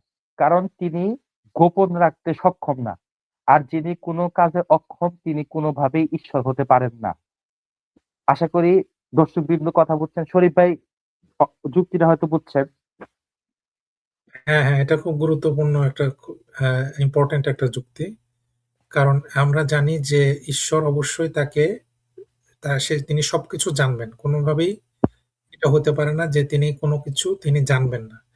যদি এরকম হয় যে কোনো কিছু জানে না, তাকে কোনোভাবে আমরা ঈশ্বর বলতে পারি না বা খোদা গড বলতে পারি না। এখন ২ জন ঈশ্বর, তার ভিতরে একজন ঈশ্বর তিনি অ্যা যদি কোনো কিছু গোপন রাখতে চান, গোপন রাখতে তিনি চাইতেই পারেন। কারণ তিনি চাইলেন যে তিনি আগামী কালকে একটা ভূমিকম্প হবে বা বৃষ্টি হবে। তিনি এটা তার কাছেই রাখতে চান এই জ্ঞানটা। তিনি চান না কারো সাথে এটা শেয়ার করতে। এটাই গোপন রাখা মানে এটা তিনি কাউকে জানাবেন না। এটা তার ইচ্ছা। এখন আরেকজন যে ঈশ্বর সে যদি এটা সে না জানতে পারে, তার মানে ১ম ঈশ্বরের কাছ থেকে সে এটা জানতে পারল না। তার মানে কি হলো? ২য় যে ঈশ্বর সে কিন্তু তাহলে ignorant হলো। মানে ওইটা জানতে সক্ষম হলো না। তার মানে তার ভিতরে যে সব জানার যেই বৈশিষ্ট্য, সেই বৈশিষ্ট্য থেকে সে খারিজ হয়ে গেল। অর্থাৎ সেই বৈশিষ্ট্য তার থাকলো না, সে জানতে পারল না। তাহলে ২য় ঈশ্বর অটোমেটিক্যালি সে ঈশ্বর হবে না। সে ঈশ্বরের নাম থেকে তার নাম কাটা যাবে। আর ১ম যদি এটা হয়, ২য় সিনারিও যে ২য় ঈশ্বর জেনে গেল ১ম ঈশ্বরের এই প্ল্যানটা যে আগামীকালকে বৃষ্টি হবে। তাহলে ১ম ঈশ্বর যেটা গোপন রাখতে চাইছিল, সেটা মানে সে তার কাছেই রাখতে চাইছিল এই জ্ঞানটা। সেই জ্ঞানটা কিন্তু তার কাছে আর রাখতে পারল না। তাহলে ২য় ঈশ্বর কিন্তু ওই জ্ঞানটা জেনে গেল তার ক্ষমতা দিয়ে। তার মানে তার ক্ষমতা ওই ১ম ঈশ্বরের ক্ষমতার চাইতে বেশি প্রমাণিত হলো। সেই ক্ষমতার দিক দিয়ে সুপিরিয়র হয়ে গেল। তাহলে অটোমেটিক্যালি আমরা জানি যে অবশ্যই সর্বশক্তিমান হতে হবে ঈশ্বরকে। তাহলে ২য় ঈশ্বর এক্ষেত্রে বিজয়ী হলো। তাহলে ১ম ঈশ্বর তাহলে সে আর ঈশ্বর থাকলো না। সে তার নাম কাটা গেল। তাহলে অবশ্যই এই যুক্তি থেকে প্রমাণিত হয় যে কোনোভাবেই ২ জন ঈশ্বর হতে পারে না। ঈশ্বর অবশ্যই একজন হতে হবে। ঠিক বলছি সোহাদ নাকি? জি, জি, জি। শরীফ ভাই ঠিক একেবারে সুন্দর করে উপস্থাপন করছেন। ধন্যবাদ। হ্যাঁ, কন্টিনিউ তো করুন। জি, তো এর আগে যে যুক্তিটা আমি দিলাম যে ঈশ্বর, এটা তো শরীফ ভাই সুন্দর করে মানে খোলাসা করে দিল। তো এর আগের যুক্তিটা আমি একটু বলেই আজকে আলোচনা শেষ করব। সেটা হচ্ছে, যদি ২ জন ঈশ্বরই হয়, আর ১ম ঈশ্বর যদি পৃথিবীকে কন্ট্রোল করতে সক্ষম হন, তাহলে ২য় ঈশ্বর তিনি অনর্থক। তার কোনো প্রয়োজন নাই। তো ঈশ্বর কখনো অনর্থক বা অপ্রয়োজনীয় হতে পারেন না। এই কারণে ২য় ঈশ্বর বাতিল। আর যদি ১ম ঈশ্বর যিনি দুনিয়া কন্ট্রোল করতে না পারেন, এই ২য় ঈশ্বরের প্রয়োজন হয়, তাহলে ১ম ঈশ্বর বাতিল। কারণ তিনি অক্ষম প্রমাণ হয়েছেন। ধরেন শরীফ ভাই যে সুন্দর উদাহরণটা দিল, আমি ওটা দিয়ে একটু বলি যে ১ম ঈশ্বর ইচ্ছা করল যে তিনি কালকে সারা দুনিয়াতে বৃষ্টি বর্ষণ করবেন। তো এই কাজে যদি তিনি অন্য কোনো ২য় ঈশ্বরের মানে মুখাপেক্ষী হন, মুহতাজ হন, যে আমি একা, একা বৃষ্টি নামাইতে পারব না, অমুকের সাহায্য লাগবে। তাহলে তো ১ম ঈশ্বর যিনি বৃষ্টি নামাইতে ইচ্ছা করছেন, তাহলে তো তিনি অক্ষম প্রমাণিত হইলেন। যে তিনি বৃষ্টি একা, একা নামাইতে পারবেন না, তিনি অন্য কোনো দেবতার সাহায্য লাগবে। তাহলে তো ১ম ঈশ্বর বাতিল। আর যদি ১ম ঈশ্বর যিনি আছেন, তিনি যদি একাই বৃষ্টি নামাইতে পারেন, একাই রোদ উঠাইতে পারেন, একাই মানে সবকিছু মানে কন্ট্রোল করতে পারেন, তাহলে ২য় ঈশ্বরের কোনো প্রয়োজন নাই। ২য় ঈশ্বর হচ্ছে মানে তাহলে ফাউ হব, মানে তার কোনো অপ্রয়োজনীয়, তার কোনো দরকার নাই। তো ঈশ্বর কখনো অপ্রয়োজনীয়, অদরকারি হতে পারে না। তো এটাই ছিল আমার আজকে ঈশ্বরের মানে একাধিক স্রষ্টা কেন হতে পারে, তো এটাই হচ্ছে আবার মূলত ৩ টা যুক্তি দিলাম। একটা হচ্ছে শরীফ ভাইকে দিয়ে উদাহরণ দিলাম যে শরীফ ভাই একজন ব্যক্তি, সে একসাথে স্থিতিশীল, একসাথে গতিশীল হইতে পারে না। ২ জন ঈশ্বর যদি ২ রকম ইচ্ছা করেন, তাহলে হয়তো যেকোনো একজন ঈশ্বরের ইচ্ছা বাদ পড়ে যাবে। আর যার ইচ্ছা বাদ পড়ে যাবে, সে কখনো ঈশ্বর হতে পারে না। ২য় যুক্তি যেটা দিলাম যে এই পুরা বিশ্ব ব্রহ্মাণ্ড যদি এক ঈশ্বর মানে কন্ট্রোল করতে পারে, তাহলে ২য় ঈশ্বরের প্রয়োজন পড়ে না। আর অপ্রয়োজন হওয়াটা এটা ঈশ্বরের গুণ হতে পারে না। এটা এই কারণে ২য় ঈশ্বর বাতিল। আর যদি ১ম ঈশ্বর ২য় ঈশ্বরের মুখাপেক্ষী হন, তাহলে এই অক্ষমতার কারণে, এই মানে মুহতাজ হওয়ার কারণে, আপোস করার কারণে ১ম ঈশ্বর, ঈশ্বর হওয়া থেকে বাতিল হয়ে যায়। ৩য় যে যুক্তিটা দিলাম সেটা হচ্ছে, ঈশ্বর ধরেন মানে কোন কিছু গোপন করার ইচ্ছা করলো যে আমি আগামীকাল বৃষ্টি দিব, বৃষ্টি বর্ষণ করব দুনিয়াতে। তো ১ম ঈশ্বর যদি ২য় ঈশ্বরের থেকে গোপন করতে সক্ষম হয়, তাহলে ২য় ঈশ্বর তিনি অজ্ঞ, তিনি একটা বিষয়ে মানে জানতে সক্ষম হন না, এইজন্য তিনি ঈশ্বর থেকে বাতিল করে দেন। আর যদি ঈশ্বর যে বৃষ্টি দেওয়ার ইচ্ছা করছেন, এটা যদি এই ২য় ঈশ্বর জাইরা ফালায়, তাহলে এটা ১ম ঈশ্বর অজ্ঞ প্রমাণিত হবে। কারণ তিনি ঈশ্বর হিসাবে গোপন রাখতে পারেন নাই, তিনি অক্ষম। তার অক্ষমতা প্রমাণিত হওয়ার কারণে তিনি ঈশ্বর থেকে বাতিল হয়ে যাবেন, এবং যিনি সর্বদা সবচেয়ে শক্তিশালী, সবকিছু জাননেওয়ালা, সবকিছুর উপর ক্ষমতাবান, তিনি ঈশ্বর প্রমাণিত হবেন। তো দর্শকবৃন্দ, এই হচ্ছে আমার আজকের আলোচনা। তো আমি শরীফ ভাইকে আমার আলোচনা থেকে আমি বলতেছি এইখানে আমার আলোচনা শেষ। আসসালামু আলাইকুম। ওয়ালাইকুম আসসালাম। জাযাকাল্লাহ খাইরান। আব্দুর রহমান, খুব সুন্দর আলোচনা হয়েছে। মানে খুবই চমৎকার। আমরা ইনশাল্লাহ এটা নিয়ে আমরা আলোচনা করব। আমি ২-১ টা পয়েন্ট একটু এড করি। সেটা হচ্ছে যে আরেকটা জিনিস হচ্ছে যে যদি ২ জন ঈশ্বর একাধিক ঈশ্বর হয় তাহলে ২ জন ঈশ্বরকে তো আ ২ জন ঈশ্বরকে আমি বলছি যে তারা ২ জনই ঈশ্বর। তাহলে ২ জন ঈশ্বরকে হলে তার ভিতরে ঈশ্বরের সকল বৈশিষ্ট্য তো বিদ্যমান থাকতে হবে। যেমন তিনি সর্বশক্তিমান হবেন, তিনি সবকিছু জানবেন। তো এটার কোনো কিছুই তো তার ভিতরে বিন্দুমাত্র ঘাটতি থাকলে তাহলে আমরা তাকে ঈশ্বর বলতে পারি না। তাহলে আমরা যদি ২ জন ঈশ্বরকে বলি পাশাপাশি তাহলে ২ জন ঈশ্বরকে অবশ্যই তার সকল বৈশিষ্ট্য নিয়েই থাকতে হবে। তাহলে এই যে ২ জন ঈশ্বর, তাকে আমরা ২ টা জিনিস, ২ টা যদি আলাদা, আলাদা সত্তা থাকে এবং তাদের যদি সকল কিছু যদি বৈশিষ্ট্য থাকে বিদ্যমান এবং তাদের ভিতরে যদি সব বৈশিষ্ট্য উপস্থিত থাকে, তাহলে আমরা এই ২ টা সত্তাকে আলাদা করব কিভাবে? এদের কিন্তু কোনো আলাদা করার কোনো উপায় থাকবে না। কারণ তারা তো আমরা কোনো জিনিসকে আলাদা করি কিভাবে? যে এটা এটার অবস্থানের দিক দিয়ে হয়তো আমি দেখতেছি ২ টা বোতল আছে, একটা বোতলটা ডান পাশে আছে আরেকটা বাম পাশে আছে। তাহলে আমি বলতেছি যে ২ টা এটার অবস্থানের দিক দিয়ে আলাদা। কিন্তু যে ঈশ্বর তার ক্ষেত্রে কিন্তু সে তো অবশ্যই স্থান, কাল এর ঊর্ধ্বে তার অবস্থান হবে এবং সবকিছুর উপরে সে ক্ষমতাবান থাকবে। তাহলে এই যে ২ টি সত্তা, এই সত্তা ২ টিকে আমি কিভাবে আমি ডিফারেনশিয়েট করব? যদি তাদের সকল বৈশিষ্ট্য সবকিছু যদি বিদ্যমান থাকে এবং সবকিছু যদি সর্বোচ্চভাবে বিদ্যমান থাকে। কোনোভাবেই আমরা কিন্তু এই ২ টি সত্তাকে আলাদা করতে পারি না। মানে আ লজিক্যালি। আর আলাদা যদি কোনো কিছু একটা বৈশিষ্ট্য বা কোনো একটা বিশেষ আমরা অনেক সময় বলি যে, ও ২ ভাই, যমজ ভাই, তাহলে ওর ভিতরে একটা একজনের কপালে তিল আছে আরেকজনের কপালে তিল নাই। তার মানে ওই তিলটা দেখে আমরা বুঝতে পারি যে ও হচ্ছে অমুক বা তার নাম আলাদা। আ বা তাদের ভিতরে কোনো না কোনো পার্থক্য থাকবে। নাহলে আমরা কিন্তু বুঝতে পারব না। বা তার অবস্থানের কারণে যে ২ জন এ হয়তো চেয়ারে বসে আছে, ও হয়তো বিছানায় বসে আছে। কিন্তু ঈশ্বরের ক্ষেত্রে তো আমরা এভাবে কোনো ডিফারেনশিয়েট করতে পারব না যে অ্যা তার অবস্থান হোক, তার বা সময়ের ভিতরে হোক বা তার কোনো বৈশিষ্ট্যের কারণে আমরা তাকে আলাদা করতে পারব। তাহলে কোনোভাবেই কোনো বৈশিষ্ট্য দ্বারা এই ২ সত্তাকে আলাদা করা কিন্তু সম্ভব হবে না। তাহলে এটা আ আ কিন্তু আমরা বলতে পারি যে অবশ্যই আ এই ২ টা ঈশ্বর যদি হন, ২ টা সত্তাকে আমরা কোনোভাবেই আলাদা করতে পারি না। আর যদি আমরা আলাদা করি কোনো একটা বৈশিষ্ট্য দিয়ে বা কোনো একটা আ তার অংশ দিয়ে, তাহলে আমাদের বলতে হবে যে ঈশ্বরের ওই অংশটা আছে।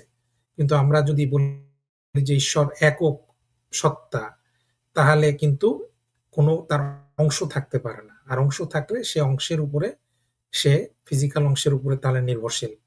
তাহলে কোনো অংশ দিয়ে আমরা তাকে কিন্তু আলাদা করতে পারি না। তাহলে কখনোই ২ জন ঈশ্বর যদি সবকিছু তার বৈশিষ্ট্য এক হয়, তাকে আমরা কোনোভাবে আমরা আলাদা করতে সক্ষম হব না। এটা আরেকটা। আরেকটা হচ্ছে যে আ যেহেতু হিন্দু ধর্মে তাদের ঈশ্বরের যে ভগবানের যে ধারণাটা আছে, সেখানে বলা হয় যে ঈশ্বর বিভিন্ন তার আ বিভিন্ন রূপে আসে বা বিভিন্ন প্রকাশ, তাদের যে ম্যানিফেস্টেশন বা প্রকাশ, তার প্রকাশটা হয় বিভিন্নভাবে। রাম কৃষ্ণ পায়। এটা মানুষের রূপে প্রকাশ পায়। এখন এখানে প্রশ্ন থেকে যায় যে মানুষের রূপে যখন প্রকাশ পায় তখন কি তার ভিতরে ঈশ্বরের যে বৈশিষ্ট্য সেগুলা কি উপস্থিত থাকে কিনা? যদি তার ভিতরে ঈশ্বরের বৈশিষ্ট্য যদি উপস্থিত থাকে তাহলে তো আমরা তাকে আর কিন্তু মানুষ বলতে পারি না। আর যদি তার ভিতরে ঈশ্বরের বৈশিষ্ট্য যদি উপস্থিত না থাকে, তাহলে কিন্তু আমরা তাকে ঈশ্বর বলতে পারি না। তাহলে এই যে প্রকাশ, সেটা কি আসলে মানুষ না ঈশ্বর? এইটা কিন্তু একটা বিরাট প্রশ্ন। এটা অবশ্যই যখন আমরা আমাদের হিন্দু অডিয়েন্স থাকবে তাদের কাছে আমরা জিজ্ঞেস করব যে এই প্রকাশ যখন আমরা বলি সে কি মানুষ ছিল নাকি সে ঈশ্বর ছিল?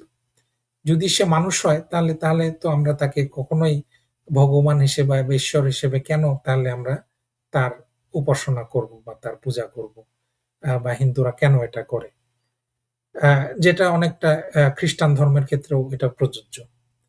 তো এই ২ টা পয়েন্ট আমার এড করার ছিল। আর আ সোয়াদ, একটা কমেন্ট আসছে। তুমি কি দেখতে পাও কমেন্ট?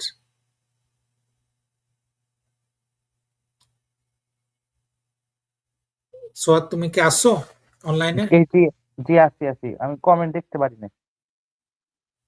আচ্ছা, আমি তোমাকে কমেন্টটা বলি।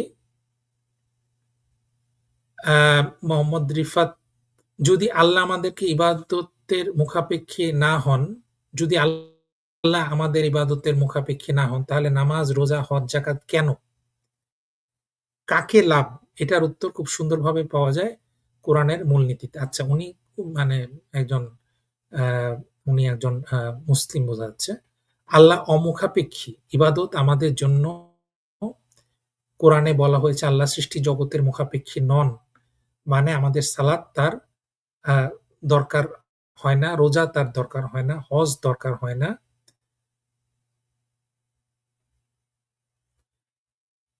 আ রোজা দরকার হয় না, আ হজ তার দরকার হয় না। তাহলে কার দরকার? দরকারটা হচ্ছে আমাদের। ইবাদত আত্মার প্রশিক্ষণ, স্পিরিচুয়াল ট্রেনিং। ধরুন সালাত, নামাজ অহংকার ভাঙে, নিয়ম ভাঙায়, সময় শৃঙ্খলা শেখায়, আল্লাহর সামনে বিনয় মানুষকে নম্র বানায়। আচ্ছা, ধন্যবাদ একটা সুন্দর কমেন্টের জন্য। হ্যাঁ, আমরাও তাই মনে করি, বিশ্বাস করি যে আল্লাহ তাআলা কোন কিছুর মুখাপেক্ষী নন। এটাই আল্লাহ তাআলার বৈশিষ্ট্য। আর যেই মুখাপেক্ষী হবে সে কিন্তু কখনোই স্রষ্টা হতে পারে না। তিনি তার ভিতরে স্রষ্টার বৈশিষ্ট্য থাকতে পারে না। এই মুখাপেক্ষিতা এটা শুধুমাত্র সৃষ্টির জন্য প্রযোজ্য, আল্লাহর জন্য প্রযোজ্য নয়। তাহলে এটা একটা সুন্দর কমেন্ট ছিল। আর সোয়াদ, তাহলে তুমি শেষ কিছু কথা বলো, আর বলে আমরা শেষ করে দেব স্ট্রিমটা ইনশাআল্লাহ। জি। যাক শরীফ ভাই অনেক ধন্যবাদ এবং রিফাত ভাইকেও ধন্যবাদ তিনি এরকম সুন্দর কমেন্ট করার জন্য। তো আজকে শেষে বলার মতো আমার তেমন কিছু নাই। আমি শুধু সংক্ষেপে একটা পুরা লাইভের মানে সারসংক্ষেপ বলি যে ঈশ্বর একজন। হিন্দু ধর্মগ্রন্থেও প্রমাণিত, বাইবেলেও প্রমাণিত, কোরআনে তো অবশ্যই প্রমাণিত সেটা সবাই জানে। সব হিন্দু মুসলমানরাও জানে, খ্রিস্টানরাও জানে যে কোরআন অনুযায়ী ঈশ্বর এক। তো ঈশ্বর একজন এবং সব ধর্মে একজন। তবে মানুষ তাকে বিভিন্ন ধর্মে মানে বিভিন্ন নামে বিভিন্ন আকার আকৃতি সাব্যস্ত করে ঈশ্বরকে একাধিক বানায় ফেলায়। আর ঈশ্বর একাধিক হইতে পারে না কেন? কারণ ঈশ্বর হচ্ছে সবচেয়ে শক্তিশালী, সবচেয়ে জ্ঞানী। আর আমরা যখন কাউকে বলব যে সবচেয়ে জ্ঞানী মানে কি? সবার উপরে। আর ঈশ্বর যদি ২ জন জ্ঞানী হয় তাহলে তো বলতে হবে যে ঈশ্বর ২ জন সবচেয়ে বড় জ্ঞানী। এরকম বলা হয় নাই। সব ধর্মগ্রন্থে বলা হয় ঈশ্বর সবচেয়ে শক্তিশালী। সবচেয়ে মানে সবার উপরে একজন। সবচেয়ে মানে এক। এরকম বোঝায় আরকি। আর ঈশ্বর যেহেতু একাধিক হইতে পারে না তার সমস্যাগুলো তো আমি বললাম এবং শরীফ ভাই খুব সুন্দরভাবে কয়েকটা পয়েন্ট যুক্ত করলেন মাশাআল্লাহ। তো আমার বলার মতো তেমন নাই এটাই যে আমি এখন বলব যে অডিয়েন্সদের বিশেষ করে হিন্দু অডিয়েন্সদের যে আপনারা আপনাদের ধর্মগ্রন্থটা পড়ুন, বেদ পড়ুন এবং যেগুলো পড়ে আপনারা সত্য অনুসন্ধান করুন। এবং খ্রিস্টান ভাইদের কাছে আমার বিশেষ করে অনুরোধ যে আপনাদের তো ধর্মগ্রন্থ অত মানে কঠিন না এবং পাওয়াও কঠিন না। হিন্দু ভাইদের নেওয়া অনেক ধর্মগ্রন্থ। বেদ, উপনিষদ, রামায়ণ অনেক ধর্মগ্রন্থ ওদের। অনেক মানে আরকি অনেক দুষ্প্রাপ্য। কিন্তু আমাদের বর্তমানে যে খ্রিস্টান ভাইরা যারা আছে তারা তো চাইলেই মানে বাইবেল সোসাইটি থেকে একটা বাইবেল কিনতে পারে বা তারা ফ্রিতেই পাইতে পারে। পায়া যদি তারা একটু মানে বাইবেলটাই ভালো করে পড়ুক, বিশেষ করে আপনার এই গসপেল অফ মার্ক ১২ অধ্যায় ২৯ পদ এটা পইড়া তারা একটু মানে চিন্তা করুক যে এখানে যীশু খ্রিস্ট বলতেছে যে ঈশ্বর এক। তারা এটা মানে না। যোহন লিখিত পত্রর এই একটা ভার্স দিয়ে তারা মানে চেষ্টা করে আরকি। তো এগুলো আসলে মানে আমি খ্রিস্টান ভাইদের কাছে অনুরোধ করব যে আপনারা সত্য অনুসন্ধান করুন এবং আপনাদের ধর্মগ্রন্থটাই ভালো করে পড়ুন, সৎ সাহস নিয়ে পড়ুন এবং নিরপেক্ষভাবে পড়ুন এবং কোরআনটাও আপনারা নিরপেক্ষভাবে পড়ুন। ইনশাআল্লাহ আপনারা সত্যের দিকে ধাবিত হবেন। আর নাস্তিক ভাই যারা মানে ঈশ্বরকে মানেন না, তাদের ক্ষেত্রে আজকে বলার মতো তেমন কিছু নাই। যেটা বললাম। তো আজকে যেহেতু আলোচনা ঈশ্বর একাধিক নিয়ে, তো একাধিক হতে পারে কিনা এটা নিয়ে। তো যারা ঈশ্বরকে একাধিক মানে, যেমন খ্রিস্টান, যদিও খ্রিস্টানরা দাবি করে যে ঈশ্বর এক, তবে ৩ টা রূপ। এটা আসলে ভিত্তিহীন। ঈশ্বরকে তারা ৩ জনই বানায় ফেলায়। তো যারা এগুলো একাধিক ঈশ্বর বলেন তাদের কাছে আমাদের একটা অনুরোধ, বিশেষ করে আজকে লাইভের থেকে বলব যে আজকে যে আমরা রেফারেন্সটা দিলাম, তো একটা বিষয় বলে নেই যে রেফারেন্স যে বেডটা দিলাম, বেডটা হচ্ছে অক্ষয় কোম্পানির। এটা ভারতের একটা কোম্পানি। আপনারা চাইলে দেখে নিতে পারেন। আপনারা ভিডিওটা পজ করে উপরে দেখবেন পেজ নাম্বার দেওয়া আছে। ওটা যদি আপনারা দেখেন, পেজ নাম্বার তো লাগে না। আপনারা যে মন্ত্র বলে দেওয়া আছে যে এত মন্ডল, এত সূক্ত, এত নাম্বার শ্লোক, আপনারা দেখে নিলে আপনারা অবশ্যই ইনশাআল্লাহ সত্য জানতে পারবেন। তো আল্লাহর কাছে দোয়া করি। এই বলে আজকে আমি আলোচনা শেষ করতেছি ইনশাআল্লাহ। ঠিক আছে শরীফ ভাই, আপনি অনেক ধন্যবাদ সোয়াদ। তাহলে আলহামদুলিল্লাহ আমরা সুন্দরভাবে একটা স্ট্রিম শেষ করলাম। আর আল্লাহ রাব্বুল আলামিনের কাছে আমরা দোয়া করি যেন আমাদের এই চেষ্টাটা আল্লাহ তাআলা কবুল করেন। তো এই বলে আমরা শেষ করছি স্ট্রিমটি। আসসালামু আলাইকুম ওয়া রাহমাতুল্লাহি ওয়া বারাকাতুহু। বলেন।